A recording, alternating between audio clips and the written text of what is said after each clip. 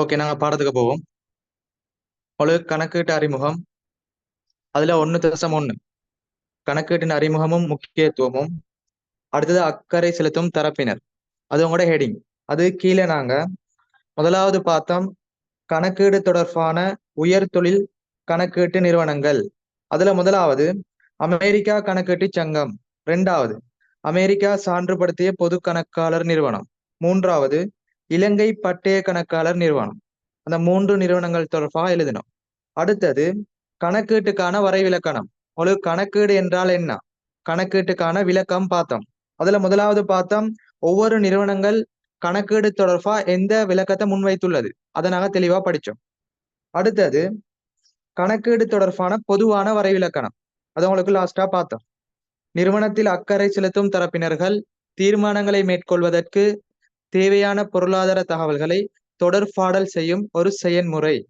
அப்ப கணக்கெடுனா தெளிவா விளங்கிக்கோங்க. தீர்மானம் மேற்கொள்வதற்கான தகவல் வழங்குற செயன்முறை கணக்கீடு, தகவல் வழங்கும் செயன்முறை. சரியா? அடுத்தது தலைப்பட்டுக்கோங்க, கணக்கீட்டின் பிரதான நோக்கம் அல்லது கணக்கீட்டின் நோக்கம்.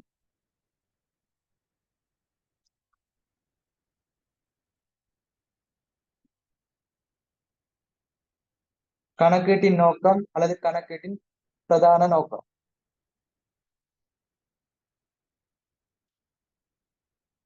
இதுல பாருங்க, உங்களுக்கு கணக்கீடு என்றால் என்ன அல்லது கணக்கீட்டின் பிரதான நோக்கம், இதுல சொல்லப்படுற 2 விஷயமும் ஒரே விஷயம், தெளிவா விளங்கிக்கோங்க. முதலாவது கணக்கீடு நார்மலா கேட்டா அல்லது கணக்கீடு என்றால் என்னன்னு கேட்டா தகவல் வழங்கும் செயன்முறை, இது ஒரு செயன்முறைன்னு சொல்லுவோம். அக்கறை செலுத்தும் தரப்பினர்கள் தீர்மானங்களை மேற்கொள்வதற்கு நாங்க தகவல் வழங்குற செயன்முறை கணக்கீடு. ரெண்டாவது பார்க்க போறோம் கணக்கீட்டின் பிரதான நோக்கம். கணக்கீட்டின் பிரதான நோக்கமும் அதே விஷயம்தான். அக்கறை செலுத்தும் தரப்பினர்கள் தீர்மானங்களை மேற்கொள்வதற்கு தேவையான தகவல்களை தொடர்பாடல் செய்தல். அப்ப நோக்கம்னு சொன்னா நீங்க தொடர்பாடல் செய்தல் எழுதணும், அல்லது வழங்குதல். வரைவிலக்கணம் கேட்டா தகவலை வழங்குற செயல்முறைன்னு சொல்லணும். நோக்கம்னு கேட்டா தகவலை தொடர்பாடல் செய்தல் சொல்லணும். ஆனா 2 விஷயத்திலையும் சொல்லப்படுறது அக்கறை செலுத்தும் தரப்பினர்கள் தீர்மானங்களை மேற்கொள்வதற்கான தகவல் வழங்குதல். இதை கிளியரா விளங்கிக்கோங்க. அப்போ உங்களுக்கு பார்ட் 1 பேப்பர்ல கணக்கீடு என்றால் என்ன அல்லது கணக்கீட்டின் பிரதான நோக்கம் அல்லது பின்வருவனவற்றுள் கணக்கீடு தொடர்பான மிக சரியான கூற்று, இப்படி உங்களுக்கு 3 முறையில கேள்வி கேட்கப்படும். எப்படி கேட்டாலும் ஒரே ஒரு பாயிண்ட்ஸ் தான். நிறுவனம் ஒன்றில் அக்கறை செலுத்தும் தரப்பினர்கள் தீர்மானங்களை மேற்கொள்வதற்கான தகவல் வழங்குதல். அவ கணக்கீட்டுக்கான வரைவிலக்கணமும் பிரதான நோக்கமும் ஒரே விஷயம்தான். இதை கிளியரா விளங்கிக்கோங்க. இப்ப கீழே எழுதிக்கோங்க கணக்கீட்டின் பிரதான நோக்கம், அது கீழே நோட்ஸ் எழுதிக்கோங்க, வேகம் எழுதுங்க. கணக்கீட்டு அலகுகள் தொடர்பில் கணக்கீட்டு அலகுகள் தொடர்பில்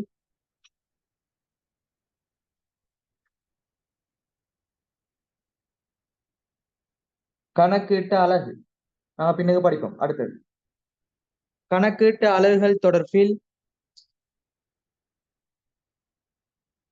அக்கறை செலுத்தும் தரப்பினர்கள், கணக்கீட்டு அலகுகள் தொடர்பில் அக்கறை செலுத்தும் தரப்பினர்கள் அல்லது பிரிவினர்கள், தரப்பினர் அல்லது பிரிவினர் அல்லது கட்சியினர், எல்லாம் ஒரே விஷயம். அக்கறை செலுத்தும் பிரிவினர்கள் தொடர்ச்சியா எழுதுங்க. தீர்மானங்களை மேற்கொள்வதற்கு தீர்மானங்களை மேற்கொள்வதற்கு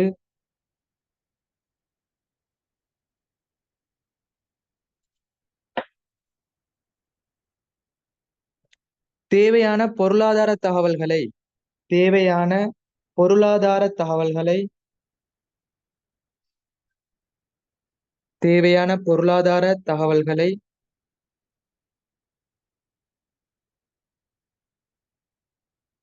தொடர்பாடல் செய்தல். தொடர்பாடல் செய்தல் கணக்கீட்டின் பிரதான நோக்கமாகும். கணக்கீட்டின் பிரதான நோக்கமாகும். திருப்பி ஒருக்கா நோக்கம் சொல்றேன், எழுதிக்கோங்க. கணக்கீட்டு அலகுகள் தொடர்பில் அக்கறை செலுத்தும் பிரிவினர்கள் தீர்மானங்களை மேற்கொள்வதற்கு தேவையான பொருளாதார தகவல்களை தொடர்பாடல் செய்தல் கணக்கீட்டின் நோக்கமாகும். இதை எழுதினா ஓகேன்னு போடுங்க. அடுத்த விஷயத்துக்கு போகும்.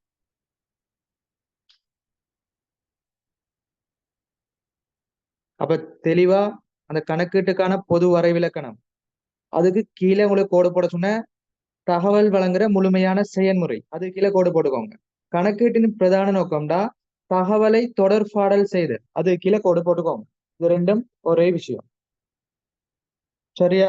அப்ப கணக்கீட்டுக்கான வரைவிலக்கணம், கணக்கீட்டுக்கான பிரதான நோக்கம், அது ரெண்டையும் உள்ளடக்கி உங்களுக்கு பார்ட் 1 பேப்பர்ல முதலாவது கேள்வியா போடப்படலாம். நாங்க தியரியை முடிச்சுட்டு பேப்பருக்கு போவோம். இப்ப அடுத்தது பார்க்க போறோம். தலை போட்டுக்கோங்க, கணக்கீட்டு அலகு. அடுத்த தலை போடுங்க, கணக்கீட்டு அலகு.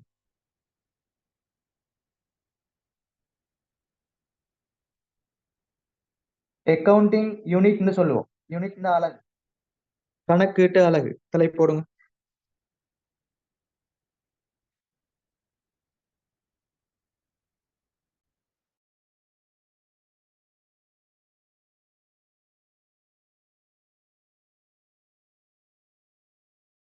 ஓகே, பாருங்க. கணக்கீட்டு அலகுன்னு சொல்றது மிக இலகுவான விஷயம். அவ்வளவு பேப்பர்ல கணக்கீட்டு அலகு என்றால் என்ன கேள்வி போடப்படும் பார்ட் 1ல. அப்ப கணக்கீட்டு அலகுன்னு சொல்றது கணக்கீட்டினை தயாரிக்கும் பிரிவு. கணக்கீட்டை தயாரிக்கும் பிரிவு.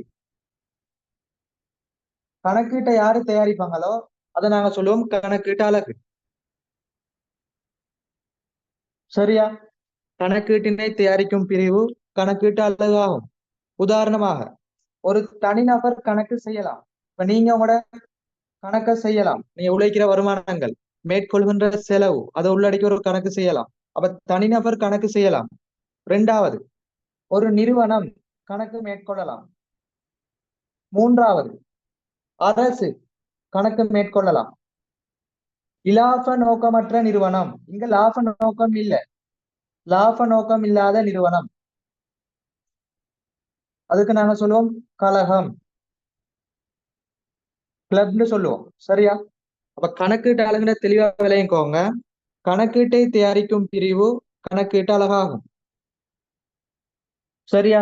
அதுல தனிநபர் கணக்கு செஞ்சா தனிநபர் ஒரு கணக்கீட்டு அலகு, நிறுவனம் கணக்கீட்டு செஞ்சா நிறுவனம் ஒரு கணக்கீட்டு அலகு, அரசு மேற்கொண்டா கணக்கீட்டு அலகு அரசுன்னு சொல்லுவோம். அல்லது இலாபம் நோக்கற்ற நிறுவனம், அது கணக்கு செஞ்சா இலாப நோக்கமற்ற நிறுவனம் ஒரு கணக்கீட்டு அலகுன்னு சொல்லுவோம். சரியா? இதெல்லாம் கணக்கீட்டு அலகுக்கான உதாரணம். கீழே நோட்ஸ் எழுதிக்கோங்க.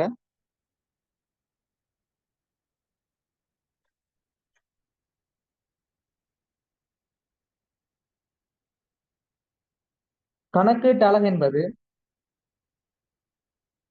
கணக்கீட்டு அலகு என்பது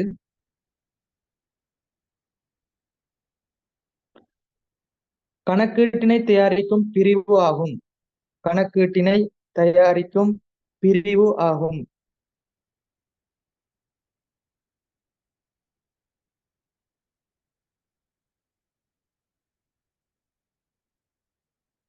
அது கீழே போடுங்க. அது கீழே முதலாவது கணக்கீட்டு அலகுக்கான வரைவிலக்கணம் பார்த்துட்டோம். அது கீழே பார்க்க போறோம். கணக்கீட்டு அலகுன்னு சொல்றதுக்கான உதாரணம், கணக்கீட்டு அலகுன்னா என்னத்தை நாங்க சொல்லுவோம், கீழே போட்டுக்கோங்க. அதாவது அதாவது தனிநபர் வணிக அமைப்புகள்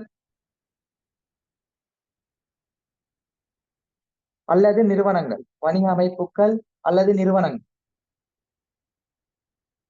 தனிநபர் வணிக அமைப்புகள் அல்லது நிறுவனங்கள், அரசு அரச நிறுவனங்கள்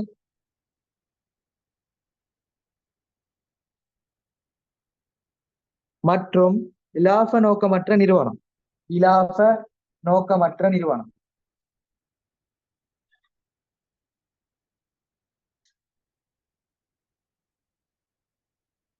தனிநபர் வணிக அமைப்புகள் அல்லது நிறுவனங்கள், அரசு அரச நிறுவனங்கள், இலாப நோக்கமற்ற நிறுவனங்கள் ஆகியவை கணக்கீட்டு அலகுகள் என குறிப்பிட முடியும். ஆகியவை கணக்கீட்டு அலகென குறிப்பிடலாம். அப்படி போட்டுக்கோங்க. உங்களுக்கு பேப்பர்ல கணக்கீட்டு அலகுன்னு கேட்டா ஒண்ணு வரைவிலக்கணத்தை ஆன்சரா தருவான், கணக்கீட்டினை தயாரிக்கும் பிரிவு. அப்படி இல்லையா உங்களுக்கு இந்த தரப்பட்ட விஷயத்தை தருவான், நிறுவனம், வணிக அமைப்பு, அரச நிறுவனங்கள், இதை தந்தாலும் அது கணக்கீட்டு அலகு.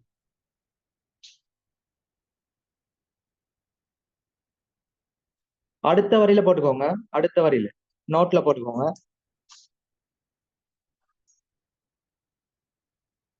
எந்த ஒரு பொருளாதார நடவடிக்கையும் எந்த ஒரு பொருளாதார நடவடிக்கையையும் கணக்கீட்டு அலகென கூற முடியும். எந்த ஒரு பொருளாதார நடவடிக்கையையும் கணக்கீட்டு அலகு என கூற முடியும்.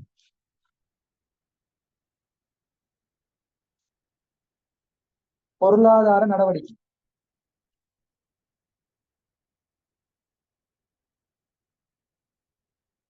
அவ்வளவு கணக்கீட்டு அலகுன்னு சொல்றது தம்பி, இதுல சொல்லப்பட்ட அனைத்தும் வரும். அப்படி இல்லையா எந்த ஒரு பொருளாதார நடவடிக்கையும் கணக்கீட்டு அலகு, பொருளாதார நடவடிக்கை ஒரு கணக்கீட்டு அலகுன்னு சொல்லுவோம். சரியா? இது கிளியர்னா செட்ல போடுங்க. நான் படிச்ச விஷயத்த வச்சு பேப்பர்ல கேள்வி போடப்படும், டிரெக்டா கேட்கப்படும். கணக்கீட்டினை தயாரிக்கும் பிரிவு கணக்கீட்டு அலகு. அதற்கான உதாரணம் நாங்க பார்த்தோம். ஓகே, இது கிளியர்னா செட்ல போடுங்க. அடுத்த விஷயத்துக்கு போவோம். நாங்க ஒண்ணு ஒண்ணா தெளிவா படிச்சுட்டு போவோம். நீங்க நோட்ஸ் எழுதி எழுதி விளக்கத்தை பார்த்துட்டு போவோம். டவுட்னா உடனே கேட்டுக்கோங்க. சரியா?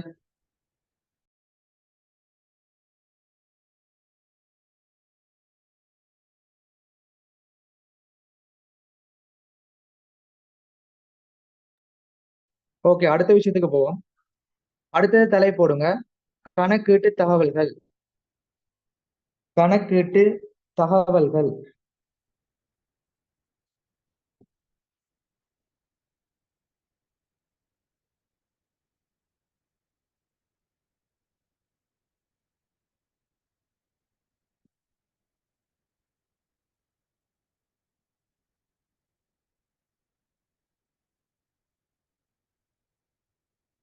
கணக்கீட்டு தகவல்கள்.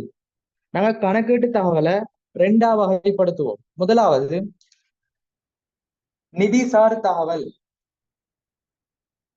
ரெண்டாவது நிதிசாரா தகவல்.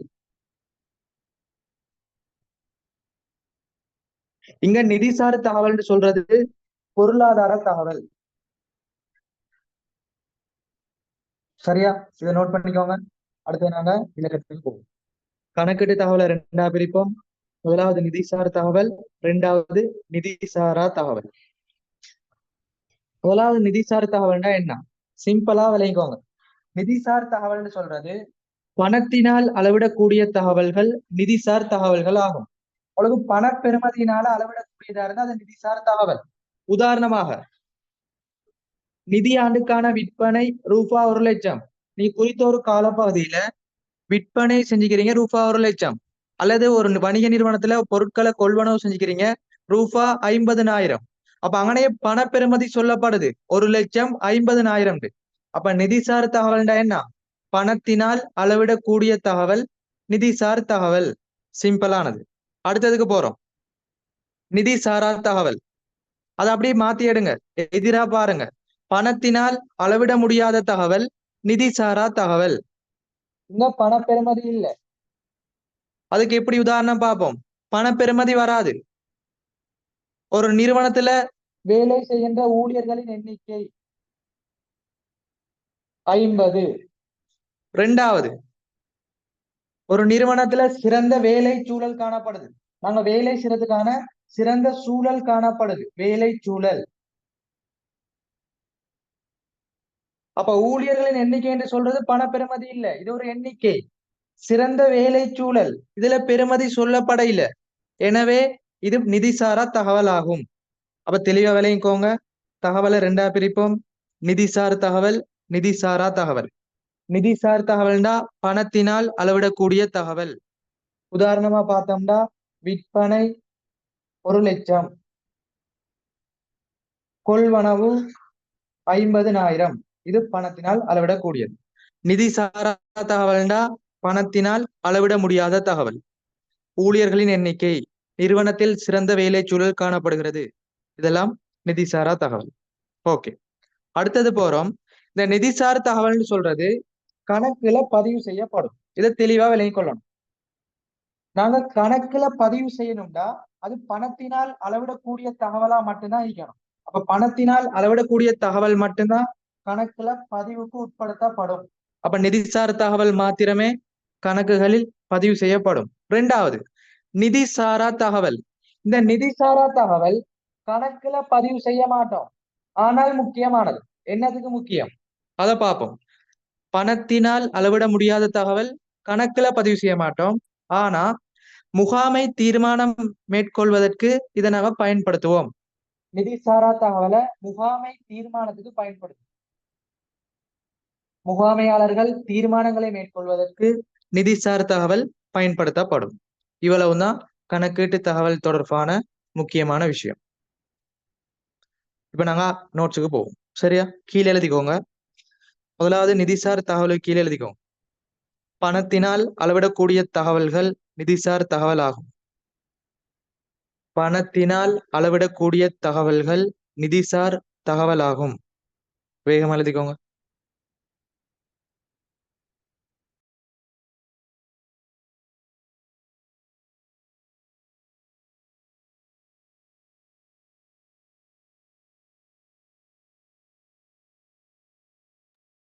சரியா? பணத்தினால் அளவிடக்கூடிய தகவல்கள் நிதிசார் தகவல் ஆகும். அது கீழே உதாரணம் போட்டுக்கோங்க. அது கீழே உதாரணம். நிதி ஆண்டுக்கான விற்பனை ரூபா 1,00,000 ஆகும். நிதி ஆண்டுக்கான விற்பனை ரூபா 1,00,000 ஆகும்.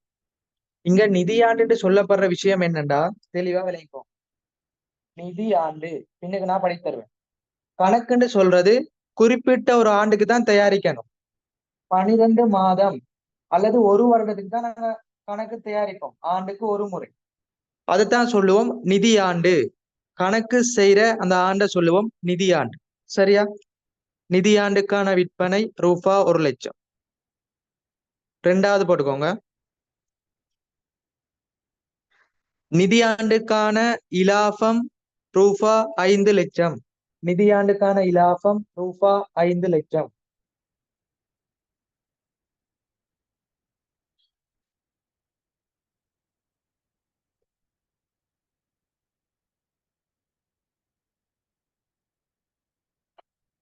மூணாவது உதாரணம் போட்டுக்கோங்க.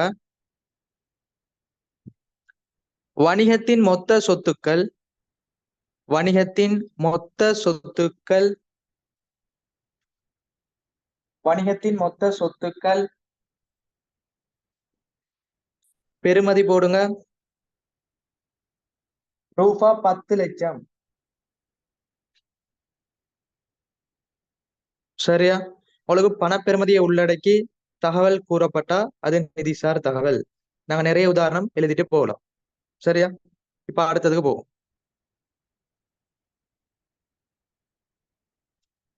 நிதிசார் தகவலுக்கு கீழே நோட் போட்டுக்கோங்க. நிதிசார் தகவலுக்கு கீழே நோட் போட்டுக்கோங்க. எழுதுங்க.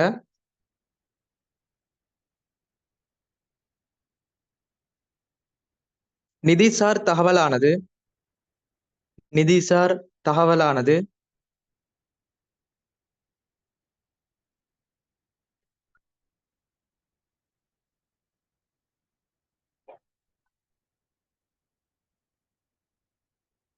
கணக்கீட்டில் பதிவுக்கு உட்படுத்தப்படும்.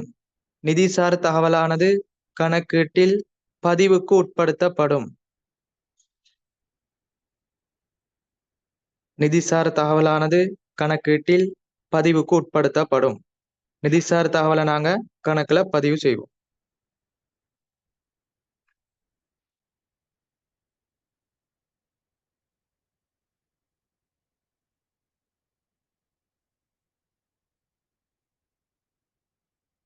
ஓகே, தொடர்ந்து எழுதுங்க.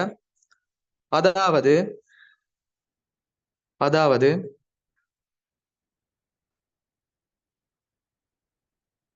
நிதிசார் தகவல் நிதி கணக்கீட்டில் பயன்படுத்தப்படும். நிதிசார் தகவல் நிதி கணக்கீட்டில் பயன்படுத்தப்படும். நாங்க பின்னுக்கு படிப்போம் கணக்கீட்டு வகைப்படுத்தல். நிதிசார் தகவலானது நிதி கணக்கீட்டில் பயன்படுத்தப்படும். ஓகே, இது எழுதுனா செட்ல போட்டுக்கோங்க. நாங்க அடுத்த விஷயத்துக்கு போவோம்.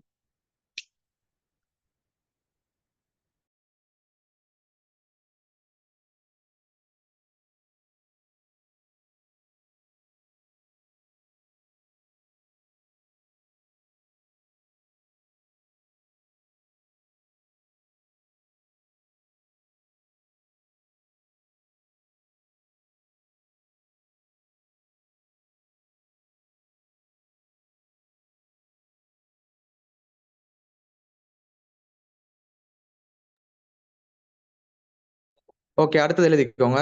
அடுத்து நிதி சாரா தகவல், அது கீழே நோட் பண்ணிக்கோங்க. நிதி சாரா தகவலுக்கு கீழே எழுதுங்க. பணத்தினால் அளவிட முடியாத தகவல் நிதி சாரா தகவல் ஆகும்.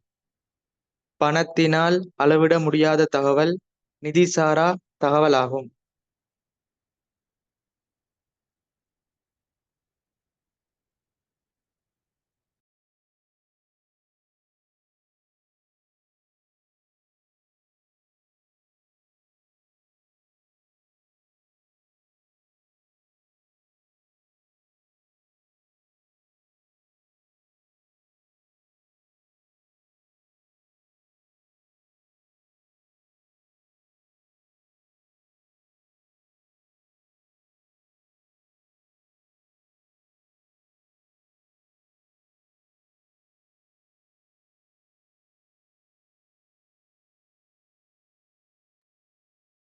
ஓகே, அது கீழே உதாரணம் போட்டுக்கோங்க.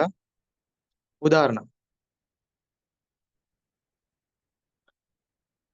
நிறுவன ஊழியர்களின் எண்ணிக்கை நிறுவன ஊழியர்களின் எண்ணிக்கை 100 ஆகும். நிறுவன ஊழியர்களின் எண்ணிக்கை 100 ஆகும்.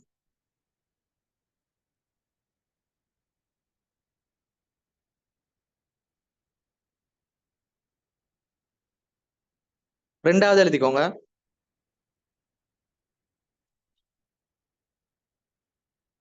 நிறுவனத்தில் சிறந்த வேலை சூழல் காணப்படுகிறது. நிறுவனத்தில் சிறந்த வேலை சூழல் காணப்படுகிறது. நிறுவனத்தில் சிறந்த வேலை சூழல் காணப்படுகிறது.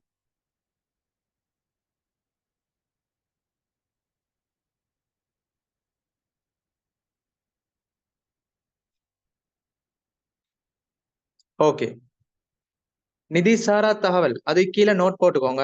நிதி சாரா தகவல் கீழே நோட்ல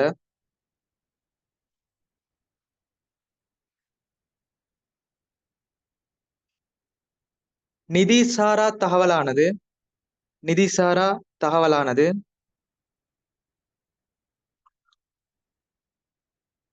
பதிவுக்கு உட்படுத்தப்படாது. நிதி சாரா தகவலானது பதிவுக்கு உட்படுத்தப்படாது. அதாவது நிதி சாரா தகவலை பதிவு செய்ய மாட்டோம். சரியா? நிதி சாரா தகவலானது பதிவுக்கு உட்படுத்தப்படாது.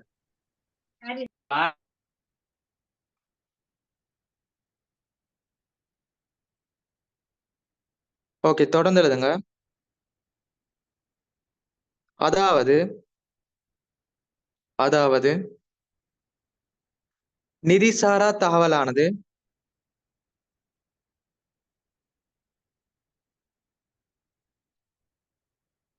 முகாமைத்துவ தீர்மானம் மேற்கொள்ளும் போது முகாமைத்துவ தீர்மானம் மேற்கொள்ளும் போது பயன்படுத்தப்படும்.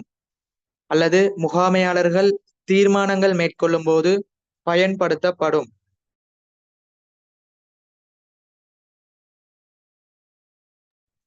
முகாமையாளர்கள் தீர்மானங்கள் மேற்கொள்ளும் போது பயன்படுத்தப்படும். இது எல்லாம் எழுதுனா செட்ல ஓகேன்னு போடுங்க. அடுத்த விஷயத்துக்கு போவோம்.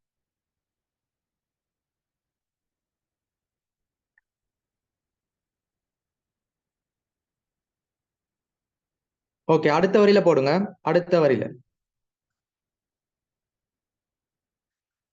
நிதி சாரா தகவல் முகாமை கணக்கீட்டில் பயன்படுத்தப்படும்.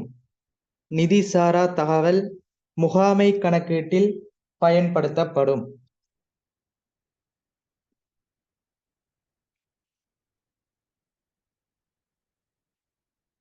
நிதிசாரா தகவல் முகாமை கணக்கீட்டில் பயன்படுத்தப்படும். இதோட உங்களுக்கு கணக்கீட்டின் பிரதான நோக்கம், கணக்கீட்டு அலகு, அடுத்தது கணக்கீட்டு தகவல் முழுமையா முடியுது. அடுத்த விஷயத்துக்கு போவோம். இதுவரைக்கும் படிச்ச எல்லாம் கிளியர்னா எல்லாம் செட்ல போடுங்க. அடுத்தது போவோம்.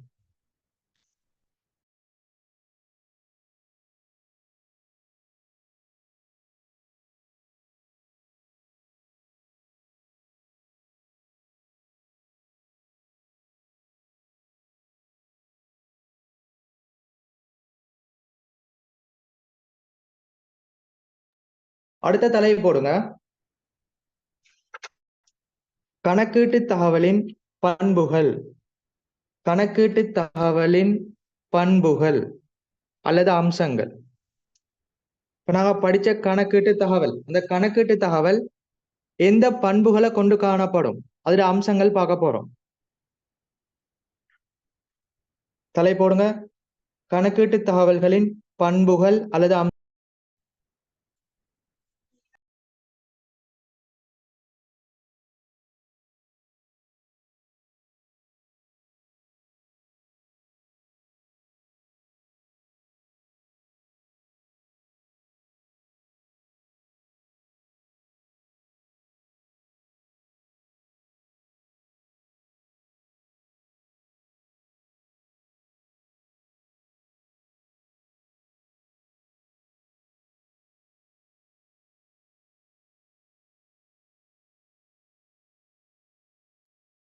ஓகே, எழுதிக்கோங்க. கணக்கீட்டு தகவலின் பண்புகள்.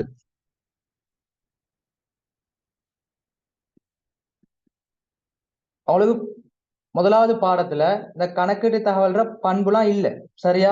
அவள் டீச்சர் கைட்ல போடப்பட இல்லை. ஆனா நான் கட்டாயம் தெரிஞ்சு கொள்ளணும். அவளுக்கு டீச்சர் கைட்ல போடப்பட்ட நோட்ஸ் மட்டும் எக்ஸாமுக்கு வராது, அதற்கு மேலதிகமா வரும். கடந்த காலத்துல இடம்பெற்ற வினாத்தாள், பாஸ் பேப்பர், அடுத்தது மாடல் பேப்பர், அடுத்தது ஒவ்வொரு ஆண்டுக்கும் கணக்கீட்டுல மாற்றங்கள் ஏற்படும். எல்லாத்தையும் நாங்க உள்வாங்கி படிக்கணும், சரியா? அதனால மேலதிகமான நோட்ஸும் தருவேன், அது எக்ஸாமுக்கு வரும். கணக்கீட்டு தகவலின் பண்புகள், இதுல நிறைய பண்புகள் சொல்லலாம். இப்ப நீங்க புதுசு தானே, முதலாவது தேர்ச்சியில நமக்கு நிறைய தேவையில்லை, அதனால நார்மலா பார்த்துக்கொள்வோம். கணக்கீட்டு தகவல்ற பண்புன்னு சொல்றது 3 விஷயம் எழுதிக்கொள்வோம். முதலாவது பாருங்க, சரியானது. எழுதிக்கொள்ளுங்க, சரியானது. இரண்டாவது, விளங்கிக் கொள்ளக்கூடியது.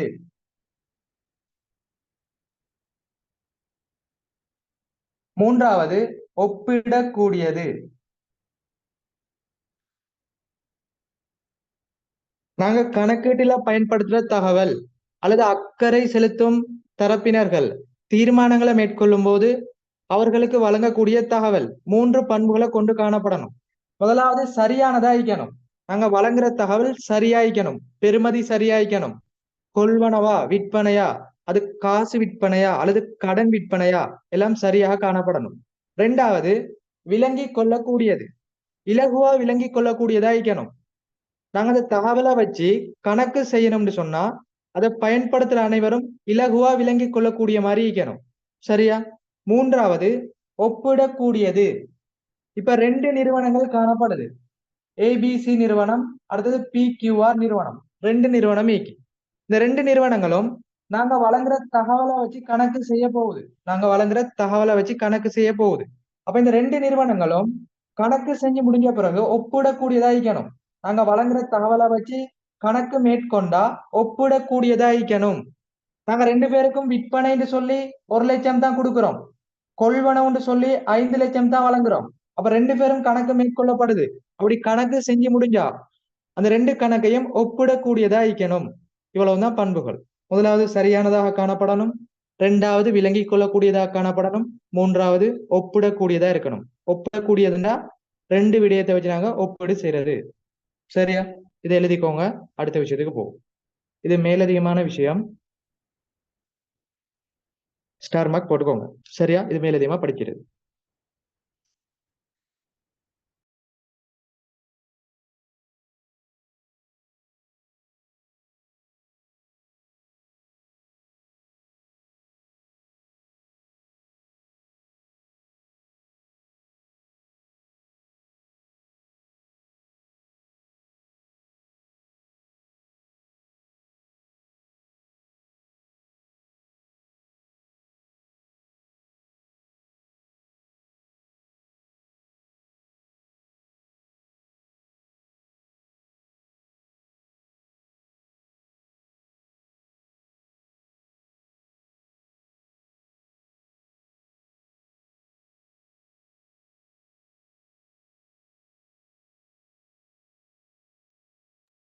ஓகே, அடுத்தது போவோம்.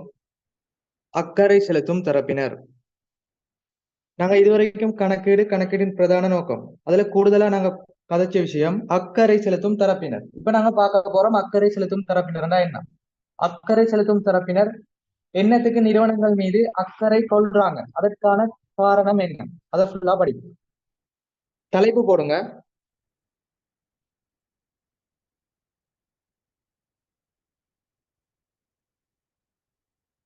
நிறுவனத்தில் அல்லது வணிகத்தில் அக்கறை செலுத்தும் தரப்பினர்கள். நிறுவனத்தில் அல்லது வணிகத்தில் அக்கறை செலுத்தும் தரப்பினர்கள்.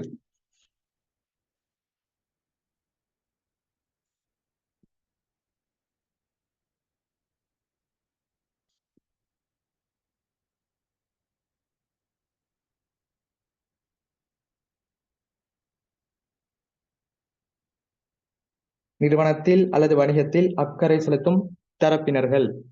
இந்த தரப்பினருக்கு நாங்க பிரிவினர் என்று சொல்லுவோம், அல்லது கட்சியினர் என்று சொல்லுவோம். சரியா? இதை நோட் பண்ணிக்கோங்க. உங்களுக்கு பேப்பர்ல இப்படி 3 பேர்ல போடப்படலாம். வணிகத்தில் அல்லது நிறுவனத்தில் அக்கறை செலுத்தும் தரப்பினர்கள். ஓகே, முதலாவது நாங்க அக்கறை செலுத்தும் தரப்பினர்னா என்னன்னு பார்க்க போறோம். இதற்கான விளக்கம் என்ன முதலாவது தெரிஞ்சு கொள்ளணும். உங்களுக்கு பாடத்திட்டத்துல அக்கறை செலுத்தும் தரப்பினருக்கான விளக்கம் இல்ல. அப்ப முதலாவது விளக்கம் தெரிஞ்சு கொள்ளணும். விளக்கம் தெரியாம அக்கறை செலுத்தும் தரப்பினர்டா எத்தனை, அதற்கான காரணம் அதை மட்டும் தெரிஞ்சு வச்சுக்க கொள்ளக்கூடாது. முதலாவது விளக்கம் தெரிஞ்சு கொள்ளணும். எனவே பாருங்க, அக்கறை செலுத்தும் தரப்பினர்னு சொல்றது ஒரு நிறுவனத்துல செயற்பாட்டு கருமம் அல்லது செயற்பாட்டு நடவடிக்கை இடம்பெறும். ஒரு வணிகமா இருக்கலாம் அல்லது ஒரு நிறுவனமா இருக்கலாம். செயற்பாட்டு நடவடிக்கை கருமம்னு சொல்லுவோம். ஒரு நாளாந்த நடவடிக்கை. நாங்க ஒரு ஷொப் ஒன்று வச்சுக்கொள்றோம். அதுல ஒவ்வொரு நாளும் என்ன செய்வோம், நடவடிக்கை மேற்கொள்வோம்.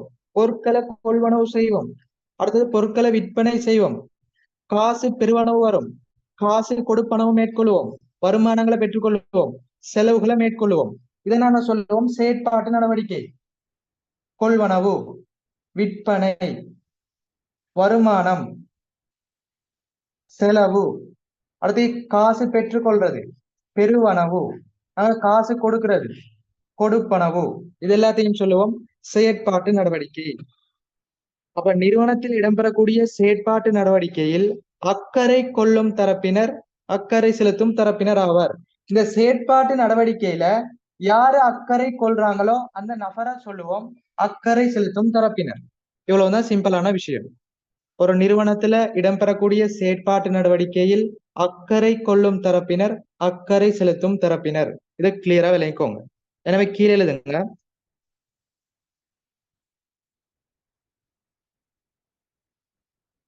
நிறுவனம் ஒன்றில் இடம்பெறக்கூடிய நிறுவனம் ஒன்றில் இடம்பெறக்கூடிய நிறுவனம் ஒன்றில் இடம்பெறக்கூடிய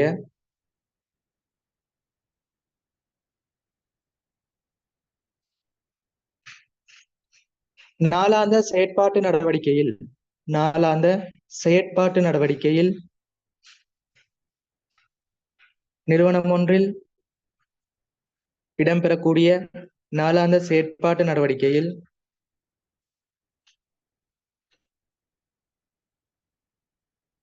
அக்கறை கொள்ளும் தரப்பினர்கள் அக்கறை கொள்ளும் தரப்பினர்கள்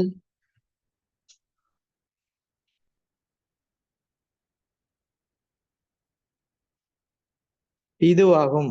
அக்கறை செலுத்தும் தரப்பினர்கள் இதுவாகும். சரியா?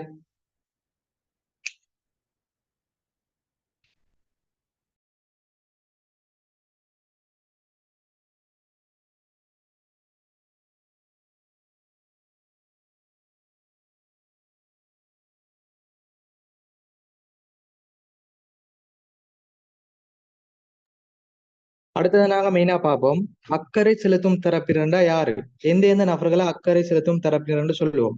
அடுத்து அக்கறை செலுத்தும் தரப்பினரை எப்படி நாங்க வகைப்படுத்துவோம் அதை தெளிவா படிப்போம். ஓகே, பாருங்க, அக்கறை செலுத்தும் தரப்பினரை 2ஆ வகைப்படுத்துவோம்.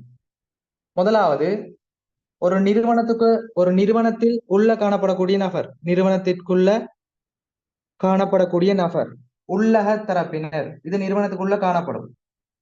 நிறுவனத்துக்கு வெளியே காணப்படக்கூடிய நபர் வெளியக தரப்பினர். உள்ளக தரப்பினருக்கு அக தரப்பினர் சொல்லுவோம். வெளியக தரப்பினருக்கு புறன்னு சொல்லுவோம். ஏதாவது ஒரு வேட் யூஸ் பண்ணலாம். சரியா? அப்ப அக்கறை செலுத்தும் தரப்பினரை ரெண்டா வகைப்படுத்துவோம். உள்ளக தரப்பினர், வெளியக தரப்பினர், அல்லது அகக்கட்சியினர், புறக்கட்சியினர். இதை தெளிவா விளங்கிக்கோங்க. உள்ளக தரப்பினர்னா நிறுவனத்துக்கு உள்ள காணப்படக்கூடிய நபர். வெளியக தரப்பினர்னா நிறுவனத்துக்கு வெளியே காணப்படக்கூடிய நபர். சரியா?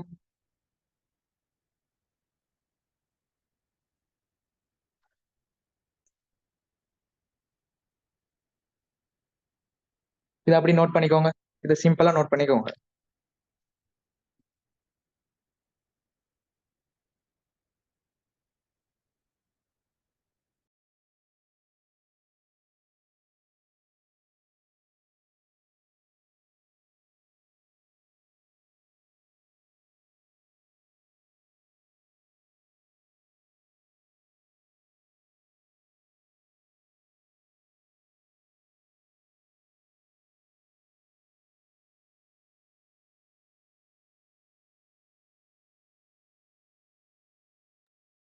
ஓகே, அடுத்தது நாங்க பார்ப்போம். அக்கறை செலுத்தப்படும் தரப்பினர் யாருன்னு பார்ப்போம். சரியா? எத்தனை நபர்கள் காணப்படுது அதை பார்ப்போம். எழுதிக்கோங்க. முதலாவது உரிமையாளர். உரிமையாளருக்கு சொல்லுவோம் முதலீட்டாளர். ரெண்டையும் நோட் பண்ணிக்கோங்க. உரிமையாளர் அல்லது முதலீட்டாளர். இரண்டாவது முகாமையாளர். உரிமையாளர்னு சொல்றது ஒரு நிறுவனத்திட யாரு? ஓனர். நிறுவனத்தை யாரு நடாத்துறாரோ அவர் உரிமையாளர். குறிப்பிட்ட அளவு பணத்தை மூலதனமா இட்டு யார் ஒரு வணிகத்தை நடாத்துறாரோ அவர் உரிமையாளர். ரெண்டாவது முகாமையாளர், மேனேஜர்னு சொல்லுவோம். அடுத்தது மூன்றாவது ஊழியர். ஒரு நிறுவனத்துல பணிபுரிகின்ற அல்லது வேலை செய்கின்ற நபர் ஊழியர்.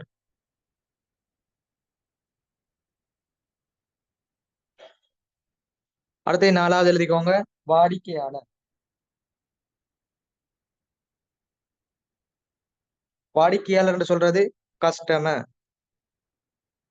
நம்மட நிறுவனத்துல பொருட்கள் சேவைகளை தொடர்ச்சியாக பெற்றுக்கொள்ற நபர், பொருட்கள் சேவைகளை கொள்வனவு செய்யற நபர் வாடிக்கையாளர்னு சொல்லுவோம். அடுத்தது அரசு.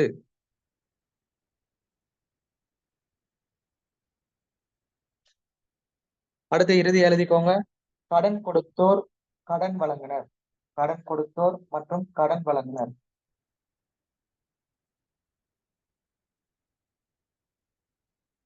கடன் கொடுத்தோரும் கடன் வழங்குனரும்.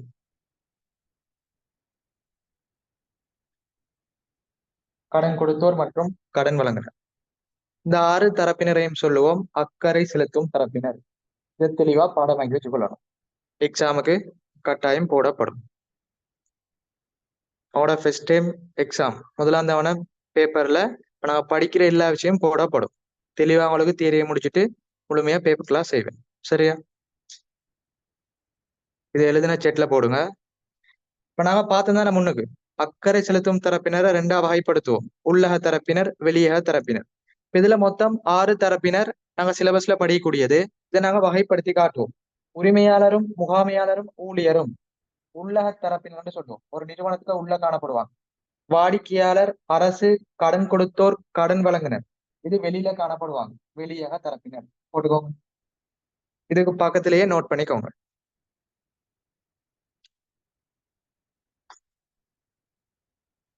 இதெல்லாம் கிளியர்னா செட்ல போடுங்க. அடுத்தது நாங்க பார்க்கக்கூடியது இந்த அக்கறை செலுத்தும் தரப்பினர் யார் நிறுவனத்துல அக்கறை கொள்றாங்க, அவர்களுக்கு என்ன தகவல் தேவை, என்ன காரணத்துக்காக நிறுவனத்துல அக்கறை கொள்றாங்க. உரிமையாளர் யார் நிறுவனத்துல அக்கறை கொள்றாரு, அந்த நிறுவனத்தின் மூலம் அவர் என்ன பயனை பெற்றுக்கொள்ள எதிர்பார்க்கிறாரு. அதை அடுத்தது பார்ப்போம். சரியா? அக்கறையுடைய தரப்பினர்களும் அவர்களுக்கு தேவையான தகவல்களும் அடுத்து பார்ப்போம். இது எழுதுனா ஓகேன்னு போடுங்க எல்லாம்.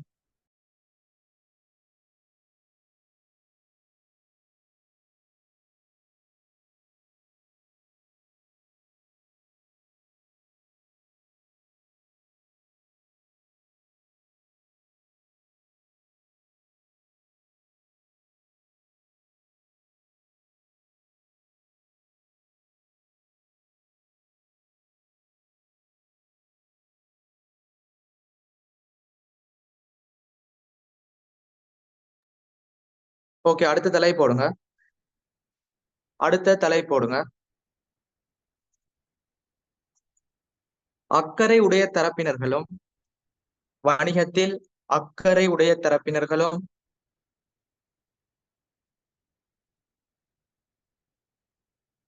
வணிகத்தில் அக்கறை உடைய தரப்பினர்களும் அவர்களுக்கு தேவையான தகவல்களும் அவர்களுக்கு தேவையான தகவல்களும் போட்டுக்கோங்க.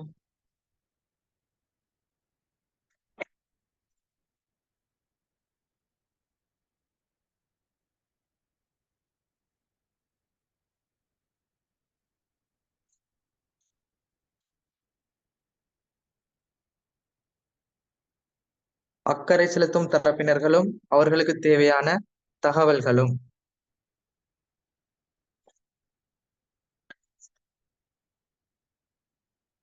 சார்ட் மாதிரி போட்டுக்கோங்க.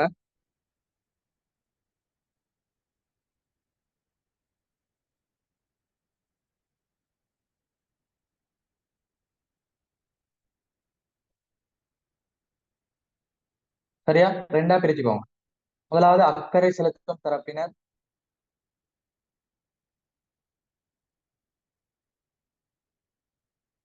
இரண்டாவது போடுங்க தகவல் அல்லது காரணம். இந்த அக்கறை செலுத்தும் தரப்பினர் ஏன் இந்த நிறுவனத்தின் மேல அக்கறை கொள்றாங்க, இந்த நிறுவனம் மூலமா என்னத்தை எதிர்பார்க்கிறாங்க, எந்த நன்மையை பெற்றுக்கொள்ள எதிர்பார்க்கிறாங்க, அதை பார்ப்போம். ஒவ்வொரு தரப்பினரா நாங்க பார்ப்போம். இது உங்களுக்கு கட்டாயம் எக்ஸாம்ல வரும். சரியா? கட்டாயம் எக்ஸாம்ல வரும். முதலாவது போட்டுக்கோங்க உரிமையாளர். ஓகே, பாருங்க. உரிமையாளர் சொல்றது யாரு? ஒரு பணத்தை முதலீடு செஞ்சு அந்த நிறுவனத்தை நடாத்துற நபர் உரிமையாளர். அப்ப இந்த உரிமையாளர் அந்த நிறுவனத்தை மேற்கொள்றாருன்னு சொன்னா என்னத்தை எதிர்பார்ப்பார்? முதலாவது, அவர் முதலீடு செய்த பணத்தொகைக்கேற்ப திருப்திகரமான அனுகூலம் கிடைக்குதா? அவர் முதலீடு செஞ்சுக்காரு, இன்வெஸ்ட்மெண்ட் பண்ணிக்காரு. அப்ப அந்த முதலீடுக்கேற்ப இலாபம் அவருக்கு கிடைக்குதா? அதை முதலாவது எதிர்பார்ப்பார். எப்படி? முதலீட்டுக்கேற்ப திருப்திகரமான அனுகூலம் கிடைக்க பெறுகின்றதா, இலாபம் கிடைக்குதா? இரண்டாவது, மேலும் முதலீடு செய்ய வேண்டுமா, எக்ஸ்ட்ரா முதலீடு செய்ய வேண்டுமா? அப்ப ரெண்டு விஷயம் வரும். ஒரு தரப்பினருக்கு ரெண்டு ரெண்டு காரணம் அல்லது தகவல் வரும். முதலாவது உரிமையாளருக்கு ரெண்டு விஷயம் வரும். முதலீடு செய்த பணத்தொகைக்கேற்ப திருப்திகரமான அனுகூலம் கிடைக்க பெறுகின்றதா, மேலும் முதலீடு செய்ய வேண்டுமா? இது ரெண்டும் உரிமையாளருக்கு வரும். அவர் முதலீடு செஞ்சிக்காரு, அதன் மூலம் லாபம் உழைக்க முடியுமா? ரெண்டாவது, மேலும் முதலீடு செய்ய வேண்டுமா? எனவே எழுதிக்கோங்க, உரிமையாளருக்கு பக்கத்துல எழுதிக்கோங்க.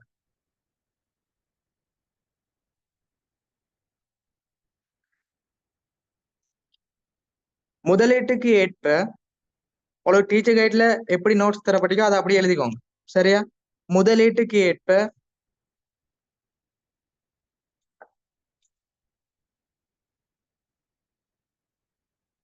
திருப்திகரமான அனுகூலம் கிடைக்க பெறுகின்றதா? முதலீட்டுக்கு ஏற்ப திருப்திகரமான அனுகூலம் கிடைக்க பெறுகின்றதா? இங்க அனுகூலம்னு சொல்றது இலாபம். முதலீட்டுக்கு ஏற்ப திருப்திகரமான அனுகூலம் கிடைக்க பெறுகின்றதா? குயிக்க எழுதிக்கோங்க. முதலீட்டுக்கு ஏற்ப திருப்திகரமான அனுகூலம் கிடைக்க பெறுகின்றதா?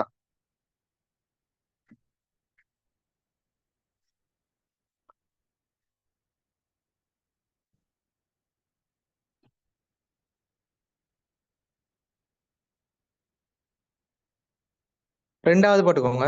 ரெண்டாவது, மேலும் முதலீடு செய்ய வேண்டுமா? மேலும் முதலீடு செய்ய வேண்டுமா?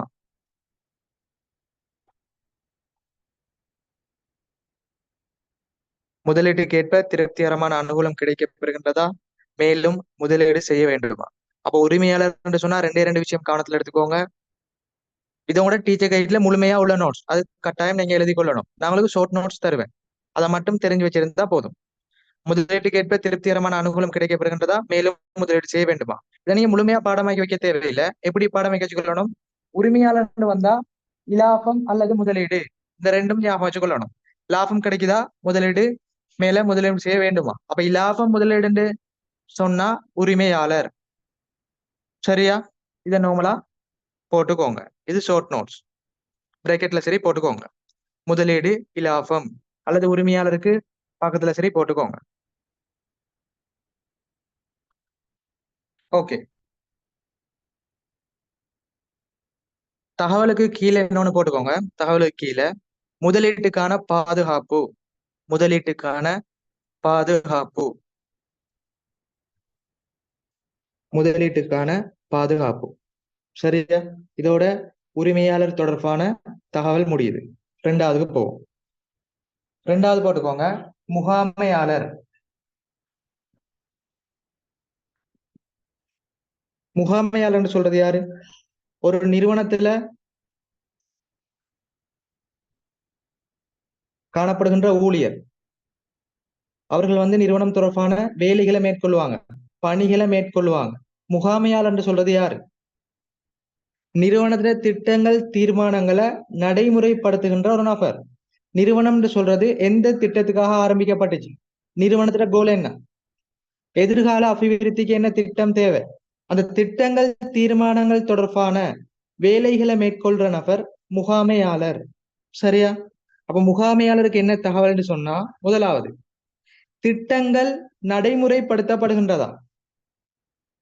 அந்த நிறுவனத்தினால மேற்கொள்ளப்பட்ட திட்டம் நடைமுறைப்படுத்தப்படுதா? அந்த நிறுவனத்தை தொடர்ச்சியா மேற்கொள்ளணும், லாபம் உழைக்கணும். அப்படி உழைக்கிறதுக்கு நாங்க பிளானிங் போடணும், திட்டமிடல் மேற்கொள்ளணும். இப்ப நாங்க படிக்கிறதா இருந்தாலும் சும்மா படிக்க இயலாது, ஒரு பிளானிங் போட்டு தான் படிக்கணும், திட்டமிடல் மேற்கொள்ளணும். எனவே அந்த நிறுவனத்தை மேற்கொள்றதுக்கு முகாமையாளர் ஒரு பிளானிங் போடுவாரு, திட்டம் போடுவாரு. அந்த திட்டம் சரியா நடைமுறைப்படுத்தப்படுதா? அந்த திட்டத்துக்கு அமைய ஊழியர்கள் வேலை செய்யறாங்களா?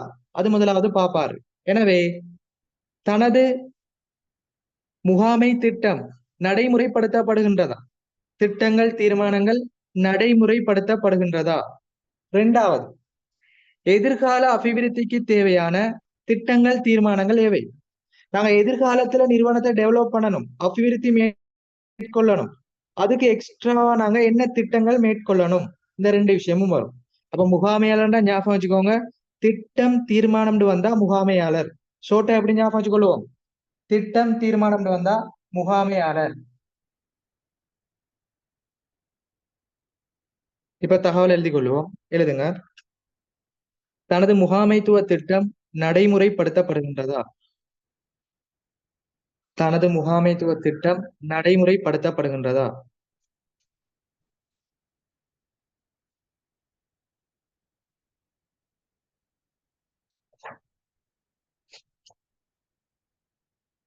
ரெண்டாவது போட்டுக்கோங்க,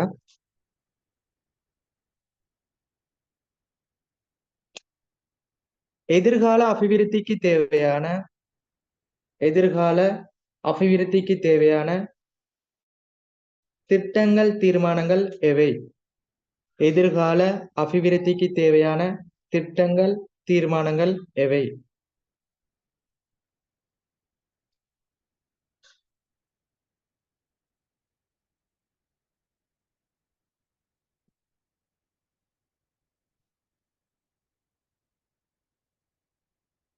தனது முகாமைத்துவ திட்டம் நடைமுறைப்படுத்தப்படுகின்றதா?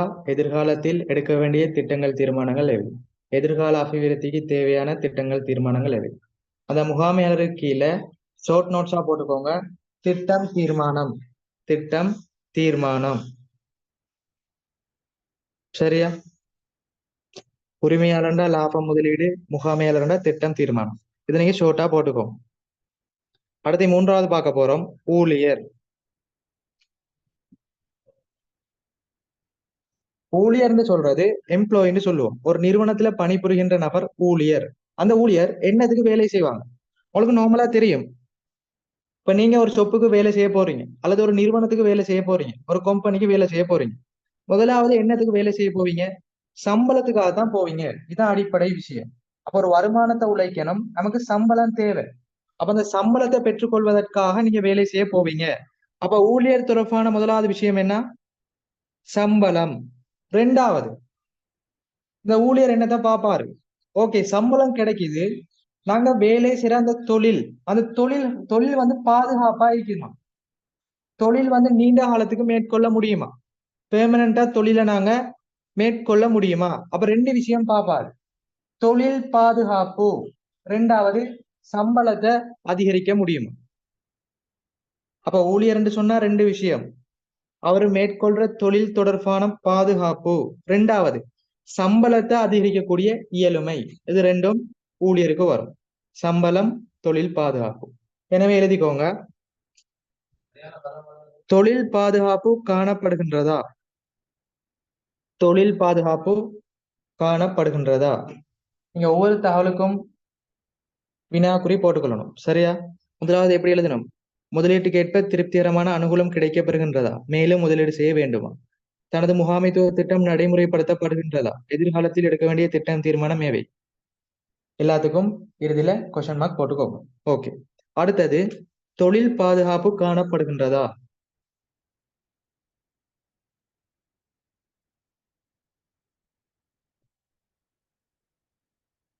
ரெண்டாவது போட்டுக்கோங்க, சம்பளத்தை அதிகரிக்கக்கூடிய சம்பளத்தை அதிகரிக்கக்கூடிய சம்பளத்தை அதிகரிக்கக்கூடிய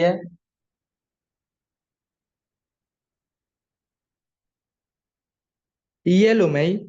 சம்பளத்தை அதிகரிக்கக்கூடிய இயலுமை, இயலுமைனா ஆற்றல், ஸ்கில்னு சொல்லுவோம். சம்பளத்தை அதிகரிக்கக்கூடிய இயலுமை அல்லது ஆற்றல் நிறுவனத்திற்கு காணப்படுகின்றதா? நிறுவனத்திற்கு காணப்படுகின்றதா?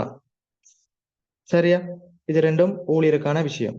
நீங்க ஷார்ட் நோட்ஸ்ல போட்டுக்கோங்க, சம்பள அதிகரிப்பு, தொழில் பாதுகாப்பு, இது மட்டும் தெரிஞ்சிருந்தா போதும். சம்பள அதிகரிப்பு, தொழில் பாதுகாப்பு, நான் ரெண்டையும் தாரேன். அப்ப உங்களுக்கு இலகுவா படிச்சு கொள்ளலாம். சம்பள அதிகரிப்பு, தொழில் பாதுகாப்பு.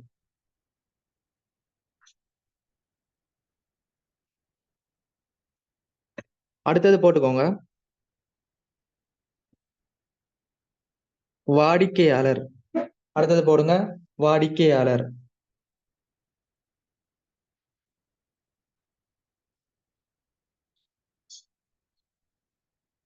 வாடிக்கையாளர்னு சொல்றது கஸ்டமர். நம்ம நிறுவனத்துல பணத்தை செலுத்தி தொடர்ச்சியாக பொருட்கள் சேவைகளை கொள்வனவு செய்யற நபர் வாடிக்கையாளர்னு சொல்லுவோம். அப்ப ஒரு வாடிக்கையாளருக்கு என்ன தகவல் தேவை? வாடிக்கையாளர் யாரு? நாங்க தான் வாடிக்கையாளர். இப்ப நீங்க படிக்க வந்தீங்க, இப்ப நீங்க என்னத்தை எதிர்பார்த்து வந்திருப்பீங்க? முதலாவது, நியாயமான விலையில் தரமான உற்பத்திகள் அல்லது தரமான பொருட்கள் சேவைகள் விநியோகம் செய்யப்படுதா? ஒரு ஷொப்புக்கு போறீங்க, ஒரு பொருள் வாங்க போறீங்க, முதலாவது பாப்பீங்க நியாயமான விலை, பணத்தை பாப்பீங்க எவ்வளவு பெறுமதி. அந்த நியாயமான விலைக்கு தரமான பொருள் கிடைக்குதா? நாங்க வாங்குற பொருள் வந்து தரமா இருக்குதா? இது முதலாவது கஸ்டமர் பார்க்கக்கூடியது. அப்ப நீங்க படிக்க வாரீங்க, படிச்சு தரது பெஸ்ட் ஆகிக்குதா, பெர்ஃபெக்ட் ஆகிக்குதா, தரமா உங்களுக்கு சேவை வழங்கப்படுதா? இது முதலாவது கஸ்டமர் பார்க்கக்கூடியது. நியாயமான விலையில் தரமான உற்பத்திகள் விநியோகம் செய்யப்படுகின்றதா? இரண்டாவது, பொறுப்பு உத்தரவாதத்தை நிறைவேற்றுவதற்கான சிறந்த நிலைப்பாடு நிறுவனத்தில் காணப்படுகின்றதா? இரண்டாவது பாருங்க, பொறுப்பு உத்தரவாதம். பொறுப்பு உத்தரவாதம் தான் என்ன? இப்ப உங்களுக்கு சொல்றேன், ஆரம்பத்துல கிளாஸ் செய்யும் போது உங்களுக்கு 1 தொடக்கம் 16 தெரிஞ்சு முழுமையா முடிச்சு பாஸ் பேப்பர் 10 வருஷம் மேற்கொண்டு ஃபுல்லா பேப்பரை செஞ்சு எக்ஸாமுக்கு ரெடி பண்ணுவேன்னு சொல்றேன். ஒரு உத்தரவாதம் ஒண்ணு தாரேன். இந்த உத்தரவாதத்தை நான் உங்களுக்கு நிறைவேற்றனா இல்லையா? அப்படி நிறைவேற்றுவானா இல்லையா? அதான் பொறுப்பு உத்தரவாதம். ஒரு நிறுவனத்துல பொருட்கள் சேவை வாங்குறீங்க, அந்த பொருட்கள் பழுதடைஞ்சி, அந்த பொருட்கள் பழுதடைஞ்சதால ரிட்டர்ன் பண்ணணும், திருப்பி அவங்க இன்னொரு பொருள் தருவாங்களா? அதைத்தான் சொல்லுவோம் பொறுப்பு உத்தரவாதம். அப்ப பொறுப்பு உத்தரவாதத்தை நிறைவேற்றுவதற்கான சிறந்த நிலைப்பாடு காணப்படுகின்றது. இது ரெண்டும் தான் வாடிக்கையாளர். இப்ப வாடிக்கையாளர்னு சொன்னா நாங்க ஞாபகம் வச்சுக்கொள்ளணும், பொருட்கள் சேவைகள், இரண்டாவது பொறுப்பு உத்தரவாதம். இது மட்டும் ஷோர்ட்டா ஞாபகம் வச்சா போதும். எழுதிக்கோங்க, நியாயமான விலையில் நியாயமான விலையில்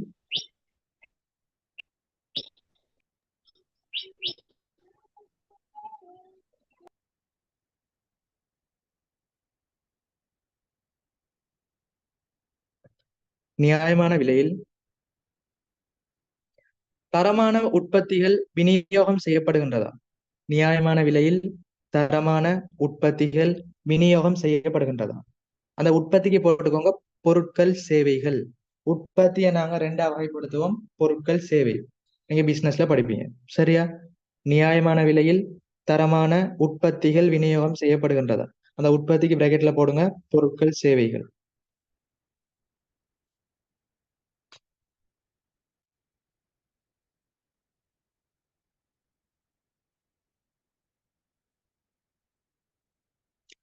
ஓகே, ரெண்டாவது எழுதிக்கோங்க. ரெண்டாவது,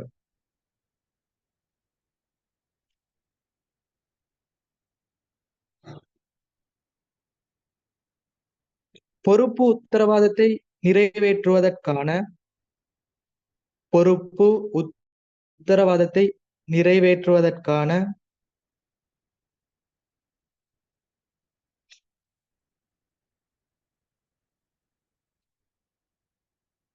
பொறுப்பு உத்தரவாதத்தை நிறைவேற்றுவதற்கான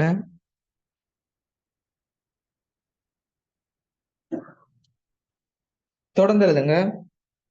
சிறந்த நிலைப்பாடு, சிறந்த நிலைப்பாடு, பொறுப்பு உத்தரவாதத்தை நிறைவேற்றுவதற்கான சிறந்த நிலைப்பாடு நிறுவனத்தில் காணப்படுகின்றதா? நிறுவனத்தில் காணப்படுகின்றதா? அப்போ வாடிக்கையாளர்னா ரெண்டே ரெண்டு விஷயம் ஞாபகம் வச்சுக்கோங்க, ஷோர்ட்டா போட்டுக்கோங்க. பொருட்கள் சேவைகள், பொறுப்பு உத்தரவாதம். இதை நோட் பண்ணிக்கோங்க. இப்ப நாங்க இவ்வளவு நேரம் படிச்ச இந்த 4 தரப்பினர், அவர்களுக்கு தேவையான தகவல் எல்லாருக்கும் முழுமையா கிளியரான செட்ல போடுங்க. அடுத்த ரெண்டு விஷயத்துக்கு போவோம். அரசு மற்றும் கடன் கொடுத்தோரும் கடன் வழங்குனரும். குயிக்கா போடுங்க. எல்லாரும் கிளியர்னா அடுத்தது போவோம். இந்த தரப்பினருக்கு தேவையான தகவலை முடிச்சோம்னா அடுத்து கணக்கீட்டு வகை. அந்த கணக்கீட்டு வகைக்கான விளக்கம், கணக்கீட்டு வகையை வேறுபடுத்துவோம். அதோட 1.1 முழுமையா முடியுது, சரியா? இன்னைக்கு நாங்க முழுமையா முடிச்சிருவோம். 1.1 முழுமையா முடிச்சிருவோம். செட்ல போடுங்க எல்லாரும். எல்லாம் கிளியரா இருந்தா அடுத்தது போவோம்.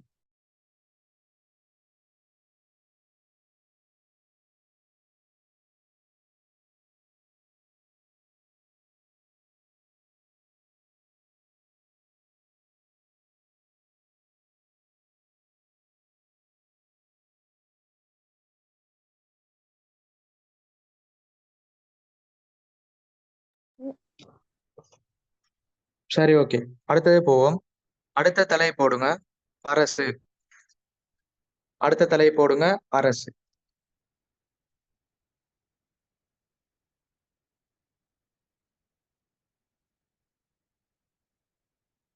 ஓகே, அரசு கீழே போடுங்க பிராக்கெட்ல. அரசு கீழே பிராக்கெட்ல போடுங்க. இங்க அரசுன்னு சொல்றது நாங்க கவர்மெண்ட் சொல்றது இல்ல. அரசுன்னு சொல்றது நிறைய நிறுவனங்கள் காணப்படும். அரசுல நிறைய நிறுவனங்கள் காணப்படும். கல்வி திணைக்களம், போக்குவரத்து திணைக்களம், உள்நாட்டு இறைவரி திணைக்களம், அடுத்து பாடசாலை, வைத்தியசாலை, இதெல்லாம் அரச நிறுவனங்கள் தான். ஆனா நாங்க இங்க அக்கௌண்ட்ஸ்ல கணக்கீட்டுல படிக்கக்கூடியது அரசுல வரக்கூடிய வரி தொடர்பான விஷயம். வெட்னு சொல்லுவோம்.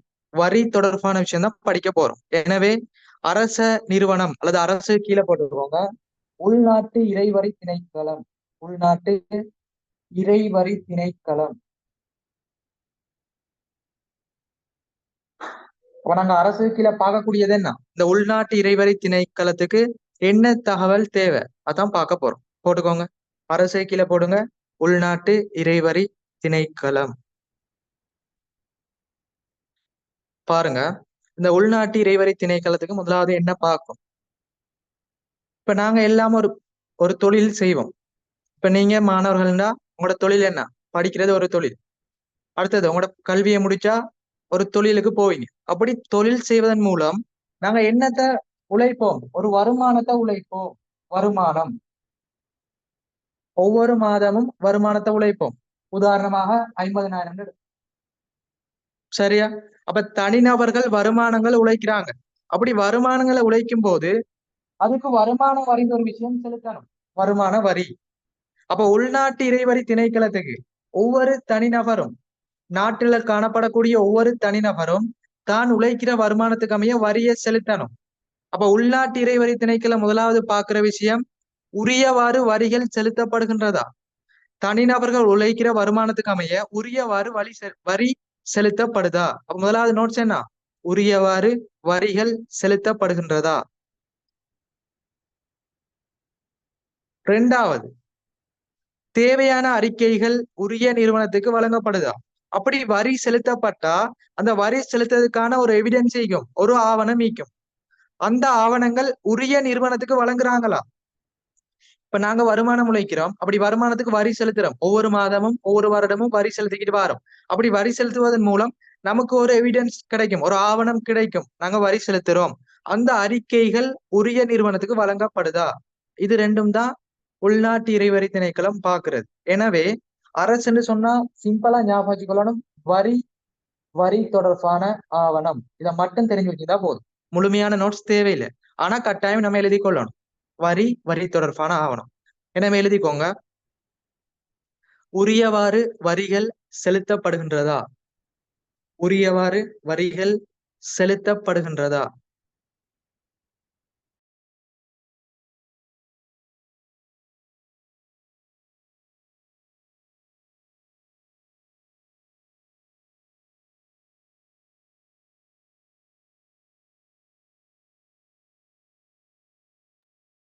உரியவாறு வரிகள் செலுத்தப்படுகின்றதா? ரெண்டாவது போட்டுக்கோங்க. ரெண்டாவது,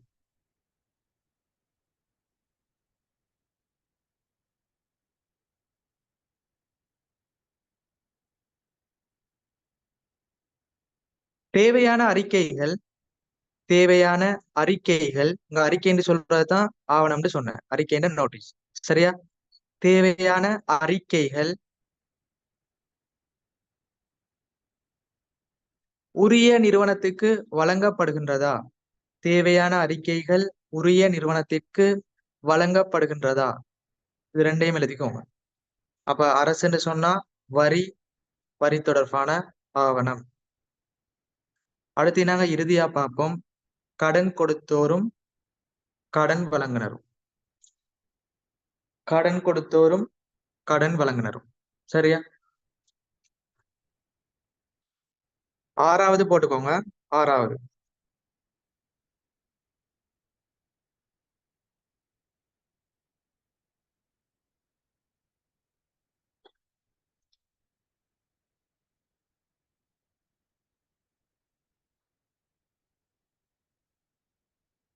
கடன் கொடுத்தோர் மற்றும் கடன் வழங்குனர். இதுல பாருங்க, கடன் கொடுத்தோர் கடன் வழங்குனர்னா என்ன? இப்ப நாங்க ஒரு நிறுவனத்தை மேற்கொள்றோம், ஏபிசி நிறுவனம் நம்மட நிறுவனத்துல பெயர். இப்ப நாங்க ஒரு நிறுவனத்தை நடாத்தும் போது நமக்கு பணம் தேவை, சும்மா நிறுவனத்தை நடாத்த இயலாது. பிசினஸ் ஏண்டா என்ன தேவை? முதலீடு, பணம் தேவை. அப்படி பணம் தேவைன்னு சொன்னா முதலாவது நமக்கு தேய்க்கிற பணத்தை போடும் ஒரு தனிநபர், அவர் தேய்க்கிற பணத்தை முதலீடு செஞ்சு ஒரு நிறுவனத்தை நடத்துவாரு. திருப்பி நிறுவனத்தை அபிவிருத்தி செய்யணும், பொருட்களை வாங்கி போடணும், ஊழியர்களை வேலைக்கு அமர்த்தணும், அவர்களுக்கு சம்பளம் கொடுக்கணும். அப்படின்னு சொன்னா பணம் கூடுதலா தேவை. அப்படி தேவைப்படும் போது நாங்க என்ன செய்வோம்? கடன் வாங்குவோம். உதாரணமா ஒரு நண்பர் ஒரு தனியார்கிட்ட கடன் வாங்குவோம். அப்படி இல்லையா, நிறுவனங்கள், வங்கி, வங்கி கடன் வாங்குவோம். இதைத்தான் சொல்லுவோம் கடன் கொடுத்தோர் கடன் வழங்குனர். இதை கிளியரா விளங்கிக்கோங்க. சரியா? எனவே கடன் கொடுத்தோர் கடன் வழங்குனர்ல என்ன அவருக்கு தேவையான தகவல்? முதலாவது, அவரை நமக்கு ஒரு குறிப்பிட்ட ஒரு பணத்தொகையை கடனை தந்திப்பாரு. அப்ப அந்த வழங்கப்பட்ட கடனை மீள பெற்றுக்கொள்ள முடியுமா? நமக்கு அவர் பணம் தாராரு என்னத்துக்கு? அவர் ஒரு வருமானத்தை உழைக்கிறதுக்கு. நமக்கு ஃப்ரீயா பணம் தாரதில்ல. முதலாவது பாருங்க, 1 லட்சம் பணம் தாராரு. அந்த 1 லட்சம் பணம் தந்தா நாங்க திருப்பி அந்த 1 லட்சத்தை கொடுக்க மாட்டோம், வட்டியோட சேர்த்து உதாரணமா 1,10,000 கொடுப்போம். அப்ப பணத்தை வழங்குற நோக்கம் என்ன?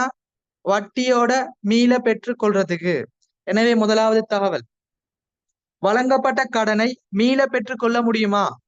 அவருக்கு கடனை வழங்குறாரு, மீள பெற்றுக்கொள்ள முடியுமா? இது முதலாவது தகவல். இரண்டாவது, மேலும் கடன் வழங்க முடியுமா?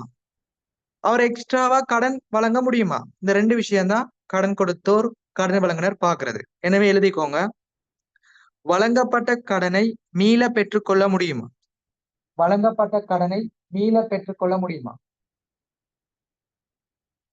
வழங்கப்பட்ட கடனை மீள பெற்றுக்கொள்ள முடியுமா?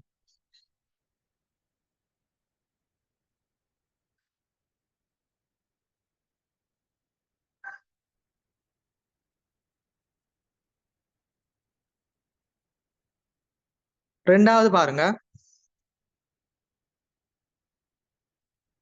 ஓகே, எழுதிக்கோங்க. ரெண்டாவது, மேலும் கடனை செலுத்துவதற்கு மேலும் கடனை செலுத்துவதற்கு மேலும் கடனை செலுத்துவதற்கு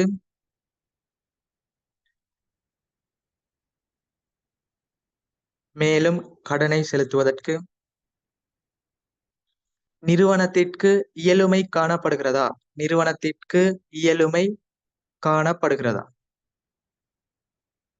இப்போ ஒரு வங்கிக்கு கடன் வழங்க இயலும். 10 லட்சமா வழங்க இயலும், 1 கோடியா வழங்க இயலும். வங்கிக்கு எவ்வளவு பிரமதியும் கடன் வழங்கலாம். ஆனா அதை வாங்குற தனிநபருக்கு திருப்பி கடனை செலுத்த இயலுமா? அதான் முக்கியம். நாங்க கடனை வழங்கிட்டு போறது நோக்கம் இல்ல. அவருக்கு திருப்பி கடன் செலுத்தக்கூடியதா இருந்தா தான் கடன் வழங்கலாம். சரியா? எனவே மேலும் கடனை செலுத்துவதற்கு நிறுவனத்திற்கு இயலுமை உடையதா? இது ரெண்டும் பார்ப்போம். வழங்கப்பட்ட கடனை மீளப்பெறல், மேலும் கடன் வழங்குதல். ஷோர்ட்டா போட்டுக்கோங்க. கடன் மீளப்பெறல், மேலும் கடன் வழங்குதல். இவ்வளவுதான் அக்கறை செலுத்தும் தரப்பினர் தகவல். உங்களுக்கு முழுமையா ஃபுல்லா விளக்கமா சொல்லி தந்துட்டேன். நீங்க ஸ்கூல்ல படிப்பீங்க, கிளாஸ்ல படிப்பீங்க. இப்படி தெளிவா சொல்லி தராங்களான்னு நீங்களே செக் பண்ணிக்கோங்க. சரியா? உங்களுக்கு ஒவ்வொரு விஷயமா தெளிவா படித்தந்தாச்சு. கட்டாயமா அக்கறை செலுத்தும் தரப்பினர் தகவல் எக்ஸாமுக்கு வரும். கணக்கீடு என்றால் என்ன? எக்ஸாமுக்கு வரும். கணக்கீட்டின் பிரதான நோக்கம் எக்ஸாமுக்கு வரும். கணக்கீட்டு அலகு எக்ஸாமுக்கு போடுவோம். இதெல்லாம் தெளிவா மார்க் பண்ணி எந்தெந்த விஷயத்துல கோடு போடணும், அண்டர்லைன் பண்ணணும், எல்லாம் சரியா நோட்ஸ்ல போட்டுட்டு போவோம். கடைசியா சொல்லிக்கொள்றேன், அக்கறை செலுத்தும் தரப்பினர் தகவல். அதுல இந்த நான் தந்த முழுமையான நோட்ஸை பாடமாக்கி வைக்க தேவையில்லை. அது எல்லாராலையும் பாடமாக்க முடியாது. அப்ப இந்த ஷார்ட் நோட்ஸை பாடமாக்கி வச்சுக்கோங்க. உரிமையாளர்னு வந்தா லாபம் முதலீடு, முகாமையாளர்னு வந்தா திட்டம் தீர்மானம், ஊழியர்னு வந்தா சம்பள அதிகரிப்பு தொழில் பாதுகாப்பு, வாடிக்கையாளர்னு வந்தா பொருட்கள் சேவைகள் பொறுப்பு உத்தரவாதம், அரசுன்னு வந்தா வரி தொடர்பான ஆவணம், கடன் கொடுத்தோர் கடன் வழங்குறன்னு வந்தா கடனை மீள பெறல், மேலும் கடன் வழங்குதல். ஓகே, அடுத்து நாங்க 1.1 அதுல இறுதி கட்டத்துக்கு இப்ப வாரோம்.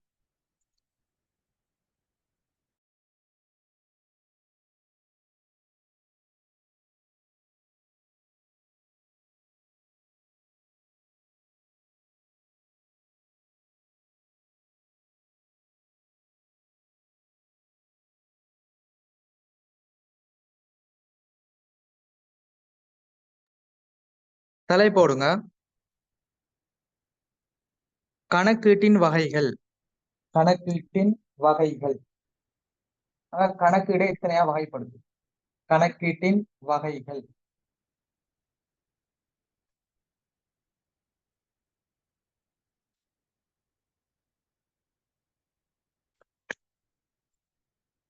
போட்டுக்கோங்க. கணக்கீடை 2ஆ வகைப்படுத்தும். முதலாவது நிதி கணக்கீடு. உனக்கு நோட்ஸ்ல சொல்லி தந்தேன், நிதி கணக்கீடு. இரண்டாவது முகாமை கணக்கீடு.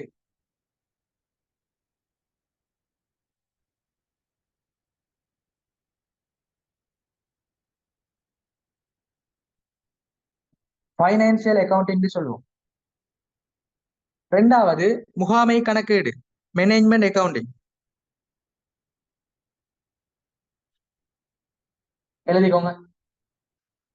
கணக்கீடு 2ஆ வகைப்படுத்துவோம், நிதி கணக்கீடு, முகாமை கணக்கீடு.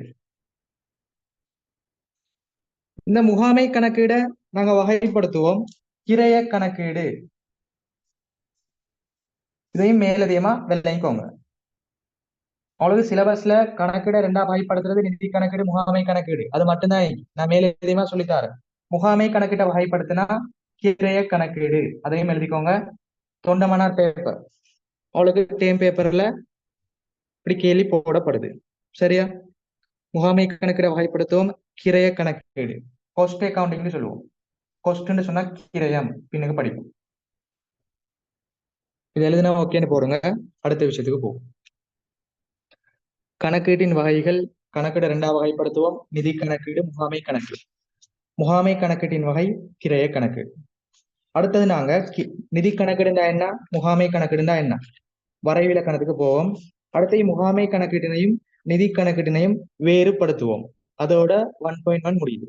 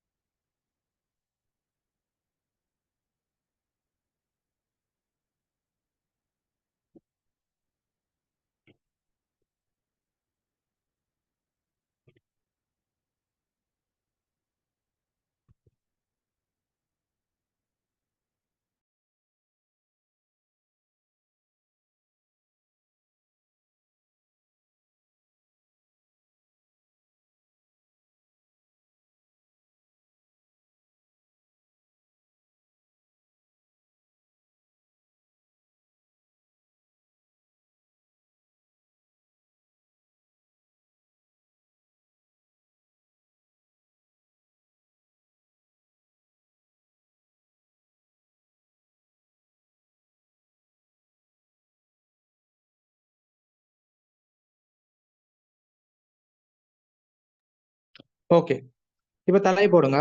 முதலாவது நிதி கணக்கீடு. தலை போடுங்க, நிதி கணக்கீடு. இப்ப நாங்க நிதி கணக்கீடுனா என்ன, முகாமை கணக்கீடுனா என்னன்னு விளக்கத்துக்கு போவோம். தலை போடுங்க, நிதி கணக்கீடு.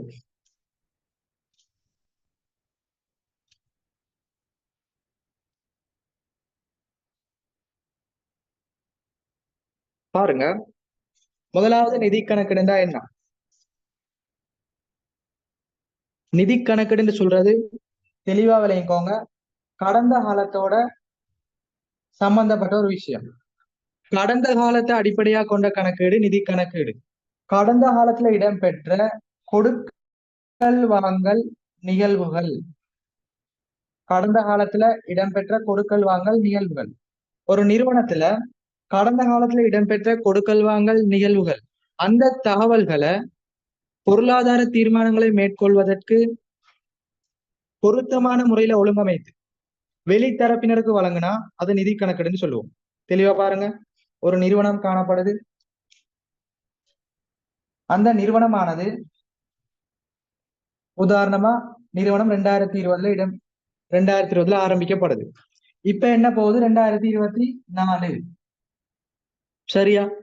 அப்ப நிறுவனத்துல இடம்பெற்ற கடந்த கால கொடுக்கல் வாங்கல் நிகழ்வுகள், ஒரு நிறுவனத்துல இடம்பெற்ற கடந்த கால கொடுக்கல் வாங்கல் நிகழ்வுகளை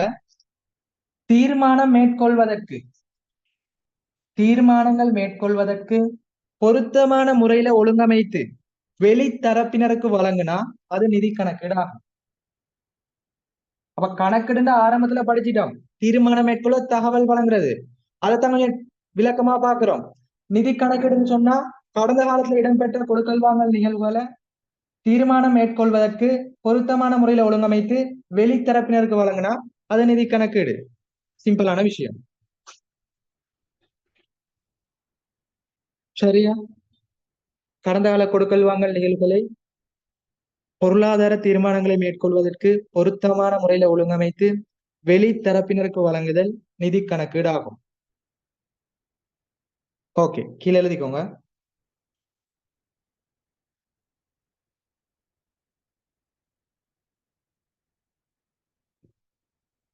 நிதி கணக்கீடு கீழே நோட்ஸ் எழுதிக்கோங்க.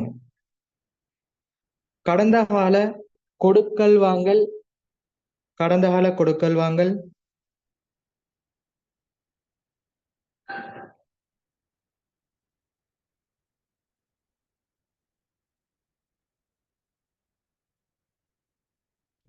நிகழ்வுகளுக்குரிய தகவல்களை, கடந்த கால கொடுக்கல் வாங்கல் நிகழ்வுகளுக்குரிய தகவல்களை,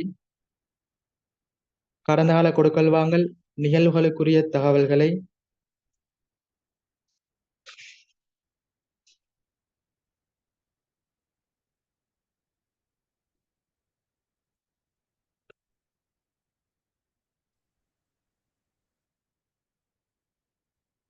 கடந்த கால கொடுக்கல் வாங்கல் நிகழ்வுகளுக்குரிய தகவல்களை தொடர்ந்து எழுதுங்க.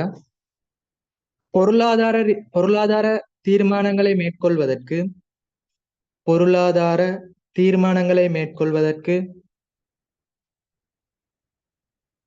பொருளாதார தீர்மானங்களை மேற்கொள்வதற்கு,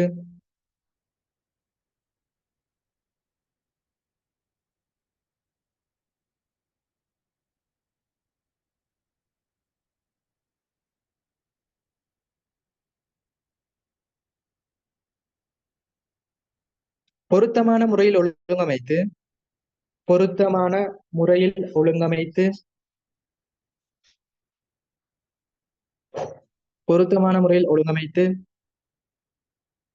வெளித்தரப்பினருக்கு வழங்குதல் ஆகும். வெளித்தரப்பினருக்கு வழங்குதல் ஆகும். நிதி கணக்கீடு என்பது கடந்த கால கொடுக்கல் வாங்கல் நிகழ்வுகளுக்குரிய தகவல்களை பொருளாதார தீர்மானங்களை மேற்கொள்வதற்கு பொருத்தமான முறையில் ஒழுங்கமைத்து வெளித்தரப்பினருக்கு வழங்குதல் ஆகும். அதுல நோட் பண்ணிக்கோங்க, கடந்த கால கொடுக்கல் வாங்கல் நிகழ்வு, பொருளாதார தீர்மானம், வெளித்தரப்பினருக்கு வழங்குதல். அது கீழே கோடு போட்டுக்கோங்க.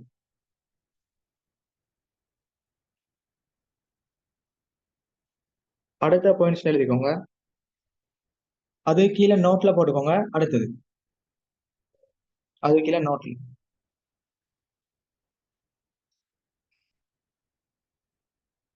நிதி கணக்கீடானது நிதி கணக்கீடானது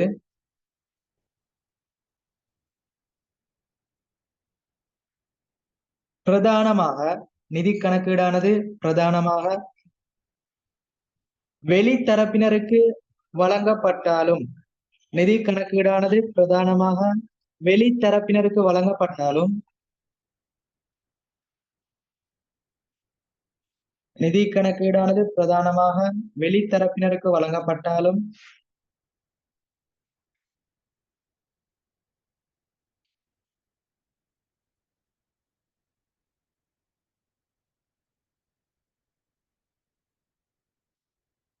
தொடர்ந்து எழுதுங்க. அதாவது அதாவது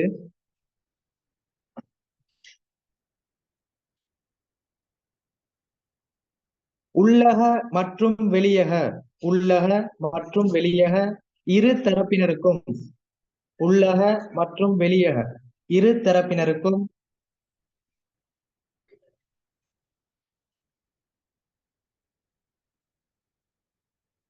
நிதி கணக்கீட்டு தகவல்கள் வழங்கப்படும். நிதி கணக்கீட்டு தகவல்கள் வழங்கப்படும். சரியா? பிரதானமா பாருங்க, இந்த நிதி கணக்கீடுன்னு சொல்ற தம்பி வெளித்தரப்பினர் தான் பிரதானமா சொல்றான் நோட்ஸ்ல. வெளித்தரப்பினரை சொன்னாலும் இந்த நிதி கணக்கீடுன்னு சொல்றது ரெண்டு பேருக்கும் வழங்கப்படும். உள்ளக தரப்பினருக்கும் வழங்கப்படும், வெளித்தரப்பினருக்கும் வழங்கப்படும். இத சரியா விளங்கிக்கோங்க. உள்ளக வெளியக தரப்பினர் நாங்க எப்படி சொல்லுவோம்? அக்கறை செலுத்தும் தரப்பினர் சொல்லுவோம். சரியா? அப்ப உள்ளக வெளியக தரப்பினர் போட்டீங்க தானே, அதுல நோட் பண்ணிக்கோங்க. அது ரெண்டையும் சேர்த்து அக்கறை செலுத்தும் தரப்பினர், அது ரெண்டையும் சேர்த்து போட்டுக்கோங்க, அக்கறை செலுத்தும் தரப்பினர். இதோட நிதி கணக்கீடு முடியுது.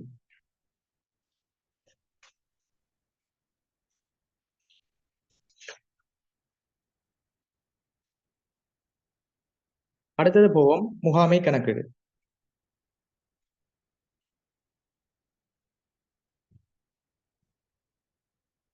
அடுத்த தலை போடுங்க, முகாமை கணக்கீடு.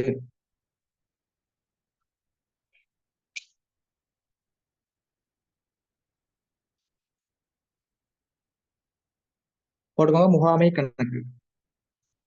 இதுல பாருங்க, முகாமை கணக்கீடுனா என்ன? முகாமை கணக்கீடுனா தெளிவா சொல்லிட்டேன், அங்க உள்ளக தரப்பினர் முகாமையாளர் மட்டும்தான் வருவாரு. எனவே ஒரு நிறுவனத்துல வேலை செய்யற, ஒரு நிறுவனத்துல பணிபுரிகின்ற முகாமைத்துவ மட்டம், முகாமைத்துவ மட்டம், முகாமையாளர்னு சொல்லுவோம். முகாமையாளர்களை பல முறையில வகைப்படுத்துவோம், பின்னுக்கு படிப்பீங்க பிசினஸ்ல. அப்போ ஒரு நிறுவனத்துல பணிபுரிகின்ற முகாமைத்துவ மட்டம், எல்லா முகாமையாளர்களும் தீர்மானங்களை மேற்கொள்வதற்கு, ஒரு நிறுவனத்துல காணப்படுகின்ற முகாமையாளர்கள் தீர்மானங்களை மேற்கொள்வதற்கு அவர்களுக்கு தேவையான நிதி மற்றும் நிதிசாரா தகவல்களை வழங்குதல். எப்படி? ஒரு நிறுவனத்துல காணப்படக்கூடிய முகாமைத்துவ மட்டம் அனைத்து முகாமையாளர்களுக்கும் தீர்மானத்தை மேற்கொள்ள நிதி மற்றும் நிதிசாரா தகவல்களை வழங்குதல் முகாமை கணக்கீடாகும். தெளிவா விளங்கிக்கோங்க. நிறுவனத்தில் காணப்படுகின்ற அனைத்து முகாமைத்துவ மட்டங்களுக்கும் தேவையானவாறு திட்டமிடல், கட்டுப்படுத்தல், தீர்மானம் எடுத்தல், பொறுப்பு கூறல் ஆகிய கருமங்களை மேற்கொள்ளக்கூடியவாறு நிதிசார் மற்றும் நிதிசாரா தகவல்களை வழங்குதல் முகாமை கணக்கீடாகும். சிம்பிளா சொன்னா, ஒரு நிறுவனத்துல காணப்படக்கூடிய அனைத்து முகாமைத்துவ மட்டங்களும் தீர்மானங்களை மேற்கொள்வதற்கு நிதிசார் மற்றும் நிதிசாரா தகவலை வழங்குதல் முகாமை கணக்கீடு. சிம்பிளான விஷயம். ஒரு நிறுவனத்துல காணப்படக்கூடிய முகாமையாளருக்கு தீர்மானம் மேற்கொள்றதுக்கு பணத்தினால் அளவிடக்கூடியதும் அளவிட முடியாத தகவலை வழங்குறது முகாமை கணக்கீடு.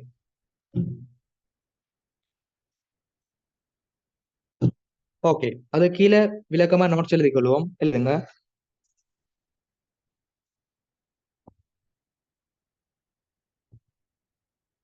நிறுவனத்தில் காணப்படுகின்ற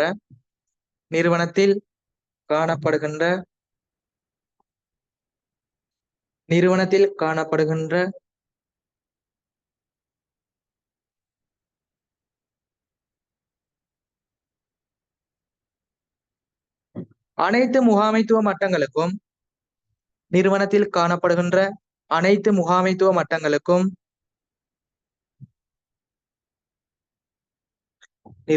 காணப்படுகின்ற அனைத்து முகாமைத்துவ மட்டங்களுக்கும்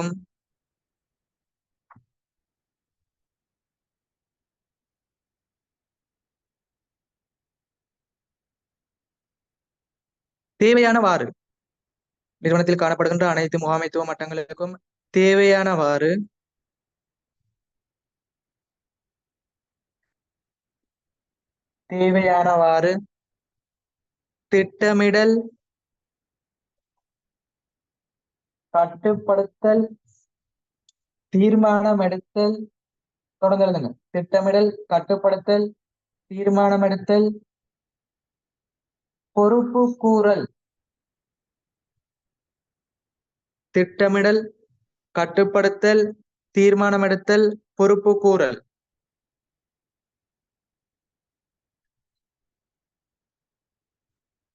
ஆகிய கருமங்களை மேற்கொள்வதற்கு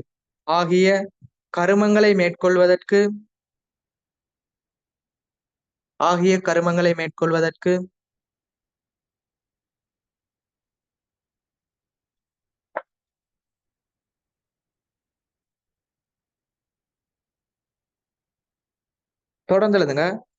நிதி மற்றும் நிதிசாரா தகவல்களை வழங்குதல் முகாமை கணக்கீடாகும்.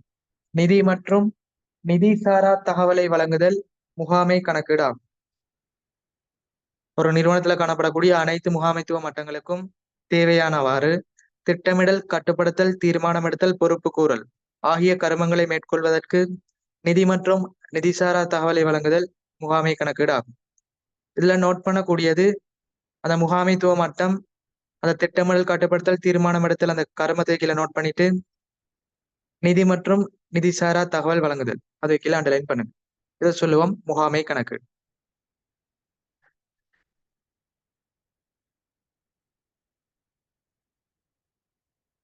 நோட்ஸ் எழுதுனா செட்ல போடுங்க. அடுத்தது போவோம். அடுத்தனா கடைசி விஷயம். அடுத்தது போவோம்.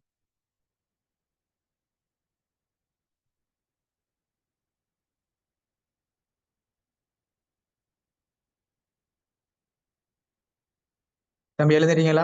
தங்கச்சி எழுதுறீங்களா? செட்ல போடுங்க.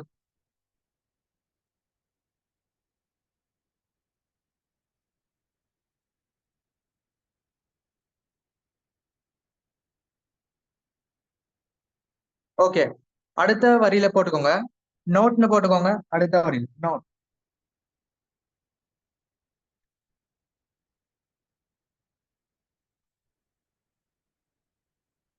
இங்க நிதி கணக்கீடுன்னு சொல்றது கடந்த காலம் மட்டும் வரும். கடந்த காலத்துல இடம்பெற்ற விஷயம் வரும் நிதி கணக்கீட்டுல. முகாமை கணக்கீடுன்னு சொல்றது கடந்த காலம், நிகழ்காலம், எதிர்காலம் மூன்று காலத்தையும் அடிப்படையா கொண்டது. நிதி கணக்கீடுன்னா நடந்து முடிஞ்ச கடந்த காலம் மட்டும் வரும். முகாமை கணக்கீடுன்னா தற்பொழுதுள்ள காலம் பிரசன்ட், எதிர்காலம் ஃபியூச்சர், நிகழ்காலம், அடுத்து கடந்த காலம் பாஸ்ட். அந்த மூன்று காலத்தையும் உள்ளடக்கி வர தகவல் தான் முகாமை கணக்கீட்டுல பதிவு செய்வோம். கடந்த காலத்துல இடம்பெற்ற தகவலை பதிவு செய்யறது நிதி கணக்கீடு. எனவே நோட்ல போட்டுக்கோங்க. நிதி கணக்கீடானது கடந்த காலத்தை மாத்திரம் நிதி கணக்கீடானது கடந்த காலத்தை மாத்திரம் அடிப்படையாக கொண்டது. நிதி கணக்கீடானது கடந்த காலத்தை மாத்திரம் அடிப்படையாக கொண்டது.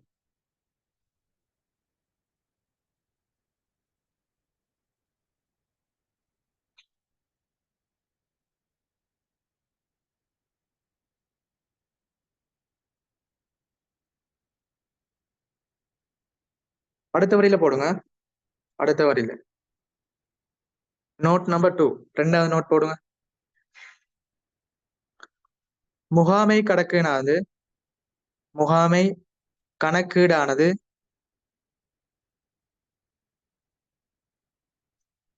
நிகழ்காலம், கடந்த காலம், எதிர்காலம். முகாமை கணக்கீடானது நிகழ்காலம், கடந்த காலம், எதிர்காலம் மூன்றையும் அடிப்படையாக கொண்டது. மூன்றையும் அடிப்படையாக கொண்டது. அப்ப தெளிவா விளங்கிக் கொள்ளணும். நிதி கணக்கெடுண்டா கடந்த காலம், முகாமை கணக்கெடுண்டா 3 காலமும் வரும். உங்களுக்கு ஸ்கூல்ல படித்தருவாங்க அல்லது கிளாஸ்ல படித்தருவாங்க. முகாமை கணக்கெடுண்டா 2 காலம் தான் வரும். என்ன காலம்? நிகழ்காலமும் எதிர்காலமும் தான் வரும்னு சொல்லி தருவாங்க. அது ரெண்டும் வரும். அதற்கு மேலதிகமா நிகழ்காலமும் வரும். அதுக்கு என்ன ஆதாரம் அப்படி கேட்டா நீங்க என்ன சொல்லணும்? 2019ஆம் ஆண்டு 2020ஆம் ஆண்டு பேப்பரை செக் பண்ணிக்கோங்க. 2019-20 பேப்பர்ல பார்ட் 1ல வந்துக்குது. ஒரு பேப்பர்ல சொல்லிக்கா முகாமை கணக்கீட்டுல கடந்த காலமும் எதிர்காலமும் உண்டு. இன்னொரு பேப்பர்ல தந்திக்கிறா நிகழ்காலமும் எதிர்காலம் உண்டு. எனவே அந்த கடந்த கால வினாத்தாள் பாஸ் பேப்பர் அடிப்படையா கொண்டு நாங்க முகாமை கணக்கீட்டுக்கு 3 காலத்தையும் எடுப்போம். இதுதான் உங்களுக்கான ஆதாரம். இது தெளிவா விளங்கிக்கோங்க. ஓகே, இதோட கணக்கீட்டு வகை தெளிவா முடியுது. அடுத்து நாங்க 1.1 இறுதி கட்டத்துக்கு வரோம். கடைசி நோட்ஸை பார்க்க போறோம். நிதி கணக்கீட்டினையும் முகாமை கணக்கீட்டினையும் வேறுபடுத்துதல். எப்படி வேறுபடுத்துவோம் அதை பார்த்தோம்னா 1.1 முடியுது. நாங்க கிளாஸை முடிப்போம். சரியா? இறுதியா போட்டுக்கோங்க.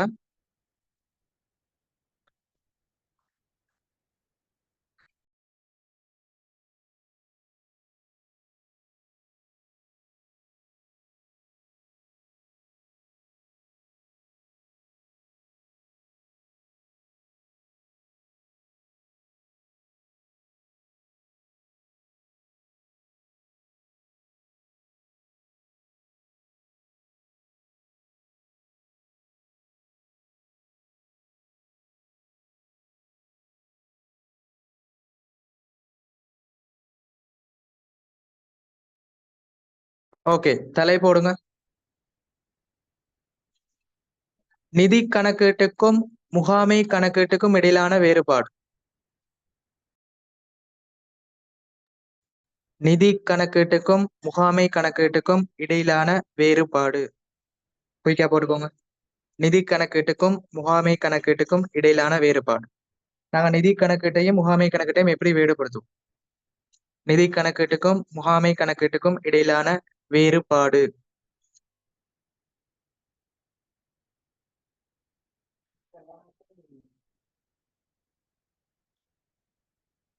நிதி கணக்கீட்டுக்கும் முகாமை கணக்கீட்டுக்கும் இடையிலான வேறுபாடு.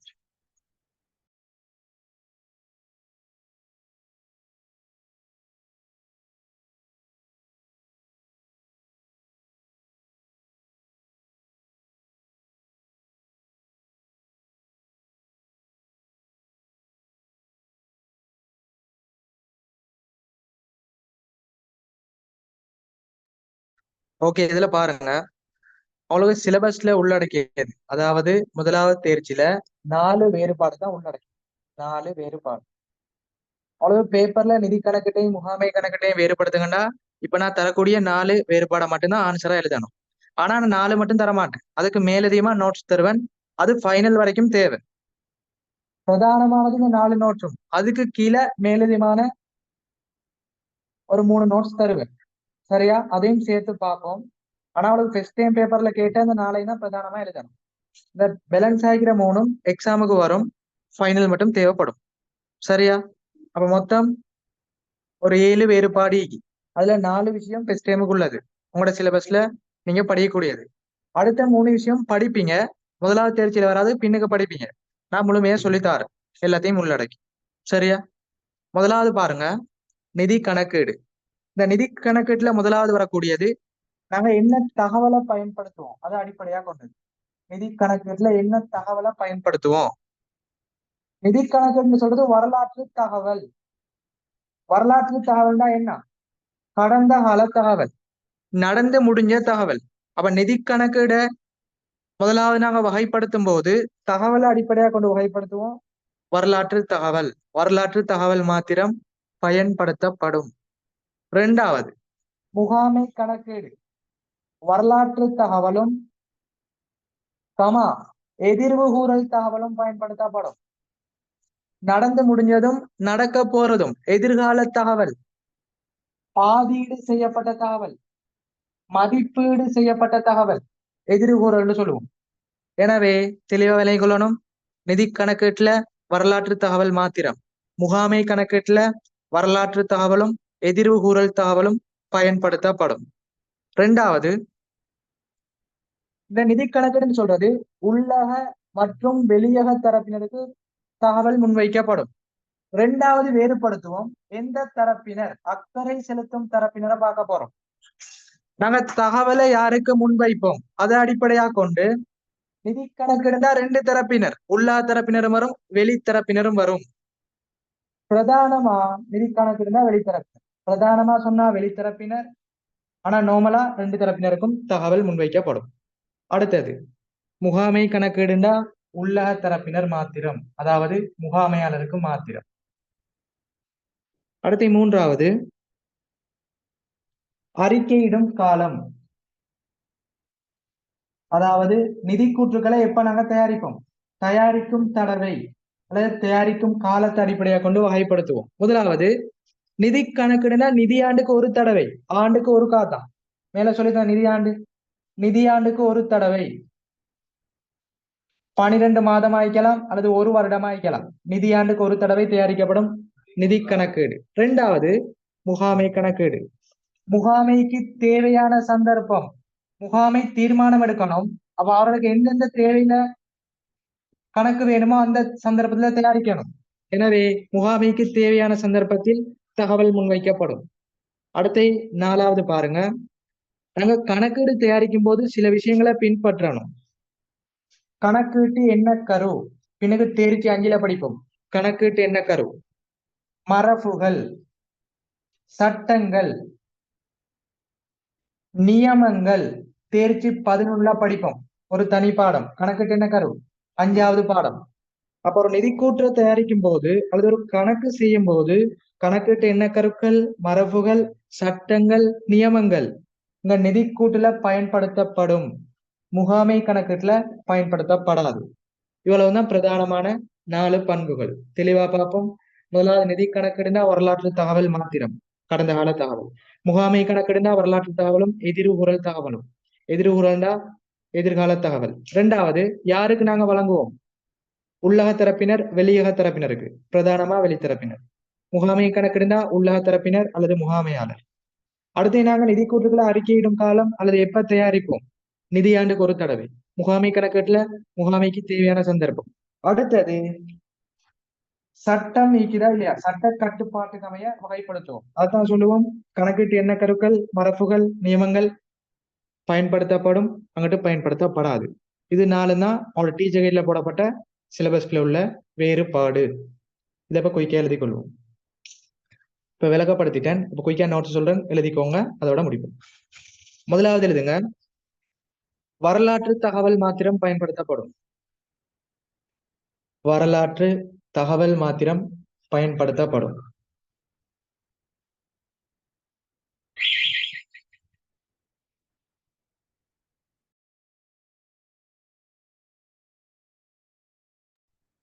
வரலாற்று தகவல் மாத்திரம் பயன்படுத்தப்படும்.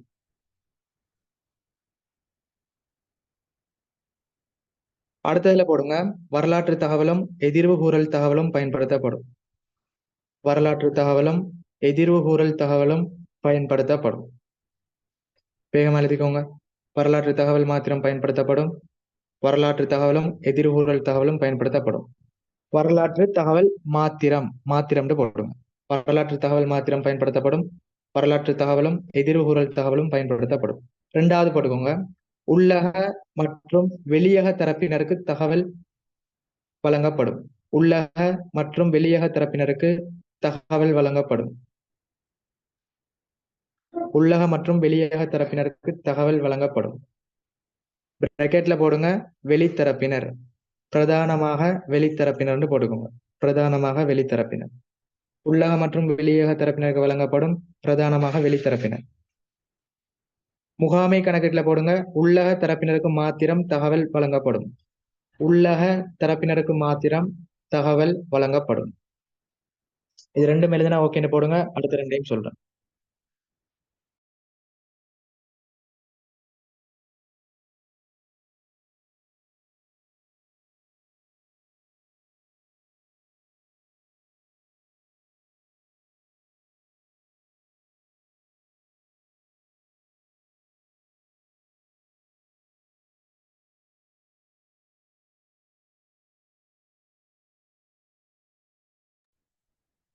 ஓகே, அடுத்து எழுதிக்கோங்க.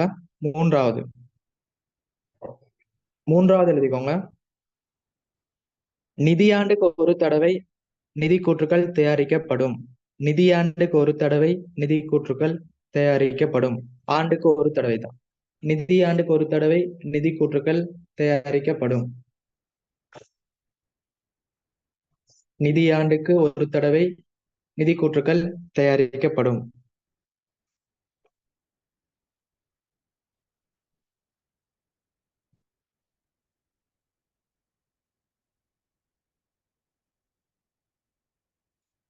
சரியா? பக்கத்துல போடுங்க. முகாமைக்கு தேவையான சந்தர்ப்பத்தில் நிதி கூற்றுக்கள் தயாரிக்கப்படும். முகாமைக்கு தேவையான சந்தர்ப்பத்தில் நிதி கூற்றுக்கள் தயாரிக்கப்படும்.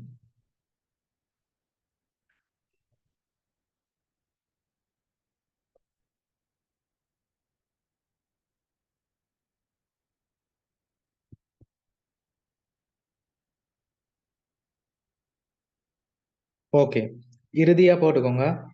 கடைசி வேறுபாடு.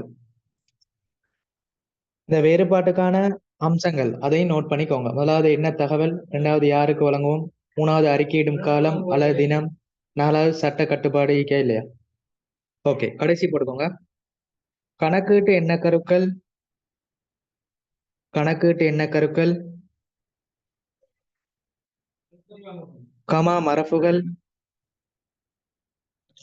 கணக்கீட்டு எண்ண கருக்கள், கமா மரபுகள்,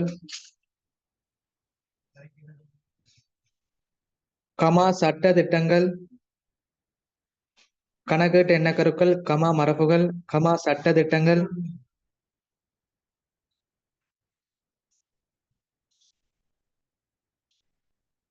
கமா கணக்கீட்டு நியமங்கள் பயன்படுத்தப்படும்.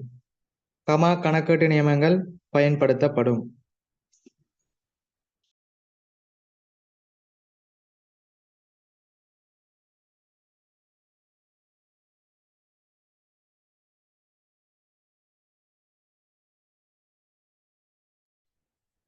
கணக்கீட்டு எண்ண கருக்கள், மரபுகள், சட்ட திட்டங்கள், கணக்கீட்டு நியமங்கள் பயன்படுத்தப்படும். அடுத்த வரியில போடுங்க. அதாவது முகாமை கணக்கீட்டுல போடுங்க. இப்ப நாங்க எழுதினதை அப்படியே எழுதி பயன்படுத்தப்படாது. கணக்கீட்டு எண்ண கருக்கள், சட்ட திட்டங்கள், மரபுகள், கணக்கீட்டு நியமங்கள் பயன்படுத்தப்படாது.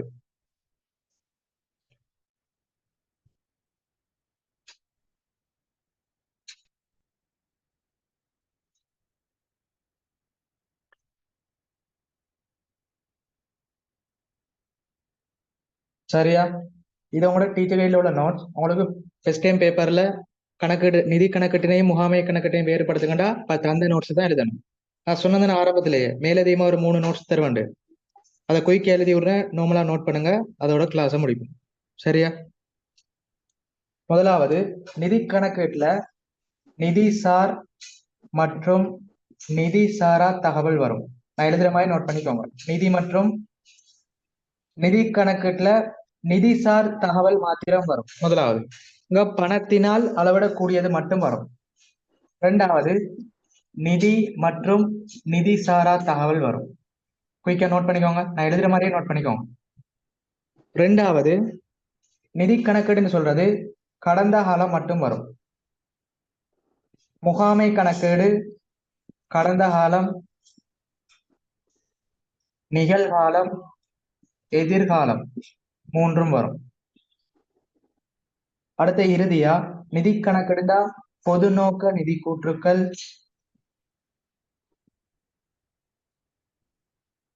முகாமை கணக்கெடுந்தா விசேட நோக்க நிதி கூற்றுக்கள். இதை பார்த்து கொள்ளணும். அது கூட சிலபஸ்க்கு மேலதிகமா தாரதில்லை, சிலபஸ்க்கு உட்பட்டதுதான். உங்களுக்கு பேப்பர்ல கேள்வி எப்படி வந்தாலும் ஆன்சர் பண்ணணும், எல்லாம் ஃபுல் மார்க்ஸ் எடுக்கணும். அதுக்கு தான் எல்லாத்தையும் படித்தரது. சரியா? இதை நீங்க தனியா நோட் பண்ணணும். இப்ப அதுக்கு கீழே சின்ன பாக்ஸ் மாதிரி போட்டு இதை நோட் பண்ணிக்கோங்க. சரியா? இதுல நிதிசார் தகவல் மாத்திரம்டா பணத்தினால் அளவிடக்கூடியது மட்டும். நிதிசாராண்டா பணம் வரும், பணத்தினால் அளவிட முடியாது வரும். மேலேயே நோட்ஸ் தந்துட்டேன், தனியை பிரிச்சு தாரேன். ரெண்டாவது கடந்த காலம் வரும், கடந்த காலம், எதிர்காலம், நிகழ்காலம், அதுவும் சரி. இறுதியா போட்டிக்கிறத பாருங்க, பொது நோக்க நிதி கூற்றுகள், விசேட நோக்க நிதி கூற்றுகள். இது தேர்ச்சி 11, 12 படிப்பீங்க. நோமலா போட்டு வச்சுக்கோங்க. பொது நோக்க நிதி கூற்றுகள் தான் உள்ளக மற்றும் வெளியக தரப்பினர் 2 பேருக்கும் தயாரிக்கிறது. விசேட நோக்க நிதி கூற்றுகள் தான் உள்ளக தரப்பினருக்கு மட்டும் தயாரிக்கிறது. அதனால நிதி கணக்கீட்டுக்குள்ள பொது நோக்க நிதி கூற்றுகள்னு போடுறோம், முகாமை கணக்கீட்டுக்குள்ள விசேட நோக்க நிதி கூற்றுகள்னு போடுறோம். இவ்வளவுதான் விஷயம். இதை மட்டும் வேறையா நோட் பண்ணிக்கோங்க. உங்களுக்கு எக்ஸாம்ல கேட்டா மேல இருந்த 4 பண்புகள் எழுதணும். இந்த பண்புகள் எக்ஸாம்ல பார்ட் 1 இந்த பண்புகளையும் உள்ளடக்கிதான் நீங்க செய்யணும். சரியா? பொது நோக்க நிதி கூற்றுகள், விசேட நோக்க நிதி கூற்றுகள் உங்களோட தேர்ச்சிக்குள்ள இல்ல, பின்னுக்கு வாரது. ஆனா நிதி கணக்கீட்டுக்குள்ள அது வரும், முகாமை கணக்கீட்டுக்குள்ள விசேட நோக்க நிதி கூற்றுகள் வரும். பொது நோக்க நிதி கூற்றுண்டா 2 பேருக்கும் தயாரிக்கிறது, விசேட நோக்க நிதி கூற்றுண்டா உள்ளக தரப்பினருக்கு மட்டும் தயாரிக்கிறது. இதோட நாங்க 1.1 ஃபுல்லா முடிக்கிறோம். அவங்களுக்கு பேலன்ஸ் 1.2, 1.3 தொடர்ச்சியா கிளாஸ் நடக்கும். எல்லாரும் செட்ல போட்டுக்கோங்க. இதுவரைக்கும் படிச்ச கணக்கீடு தொடர்பான பாடத்திட்டம், வினாத்தாள் கட்டமைப்பு, அடுத்த கணக்கீடு பாடத்திட்டத்துல 1.1 கணக்கீட்டு அறிமுகம் முக்கியத்துவம், ரெண்டாவது 1.2 கணக்கீட்டு சூழல், அதுல மாற்றம் காரணமாக என்ன தாக்கம், மூன்றாவது கணக்கீட்டு செயல்முறை. அடுத்த நாங்க வந்தோம் கணக்கீட்டு அறிமுகத்துல முதலாவது அதுல என்னெல்லாம் படிப்போம், கணக்கீடுனா என்னென்னு படிப்போம், கணக்கீட்டின் பிரதான நோக்கம் பார்ப்போம், கணக்கீட்டு அலகு, அடுத்த கணக்கீட்டு தகவலை 2ஆ பிரிப்போம், நிதி மற்றும் நிதி சாரா தகவல். அடுத்த மூன்றாவது கணக்கீட்டு தகவலின் பண்பு. நான்காவது அக்கறை செலுத்தும் தரப்பினர். அக்கறை செலுத்தும் தரப்பினர்டா என்ன, அதோட வகை என்ன, அக்கறை செலுத்தும் தரப்பினருக்கு தேவையான தகவல் என்ன அல்லது காரணம் என்ன. அடுத்த இறுதியா பார்த்தது கணக்கீட்டு வகை, நிதி கணக்கீடு, முகாமை கணக்கீடு. நிதி கணக்கீடு, முகாமை கணக்கீடு என்ன விளக்கம், அதுல பண்புகள் என்ன. அதுல அவங்களோட சிலபஸ்குள்ள வரக்கூடியது, மேலதிகமா நாங்க எக்ஸ்ட்ரா படிக்கக்கூடியது எல்லாம் பரீட்சைக்கு வரும். இது முழுமையா கிளியர் ஓகேண்டா செட்ல போடுங்க. நாங்க கிளாஸ் முடிப்போம். இன்ஷா அல்லாஹ் அடுத்த கிளாஸ்ல சந்திப்போம்.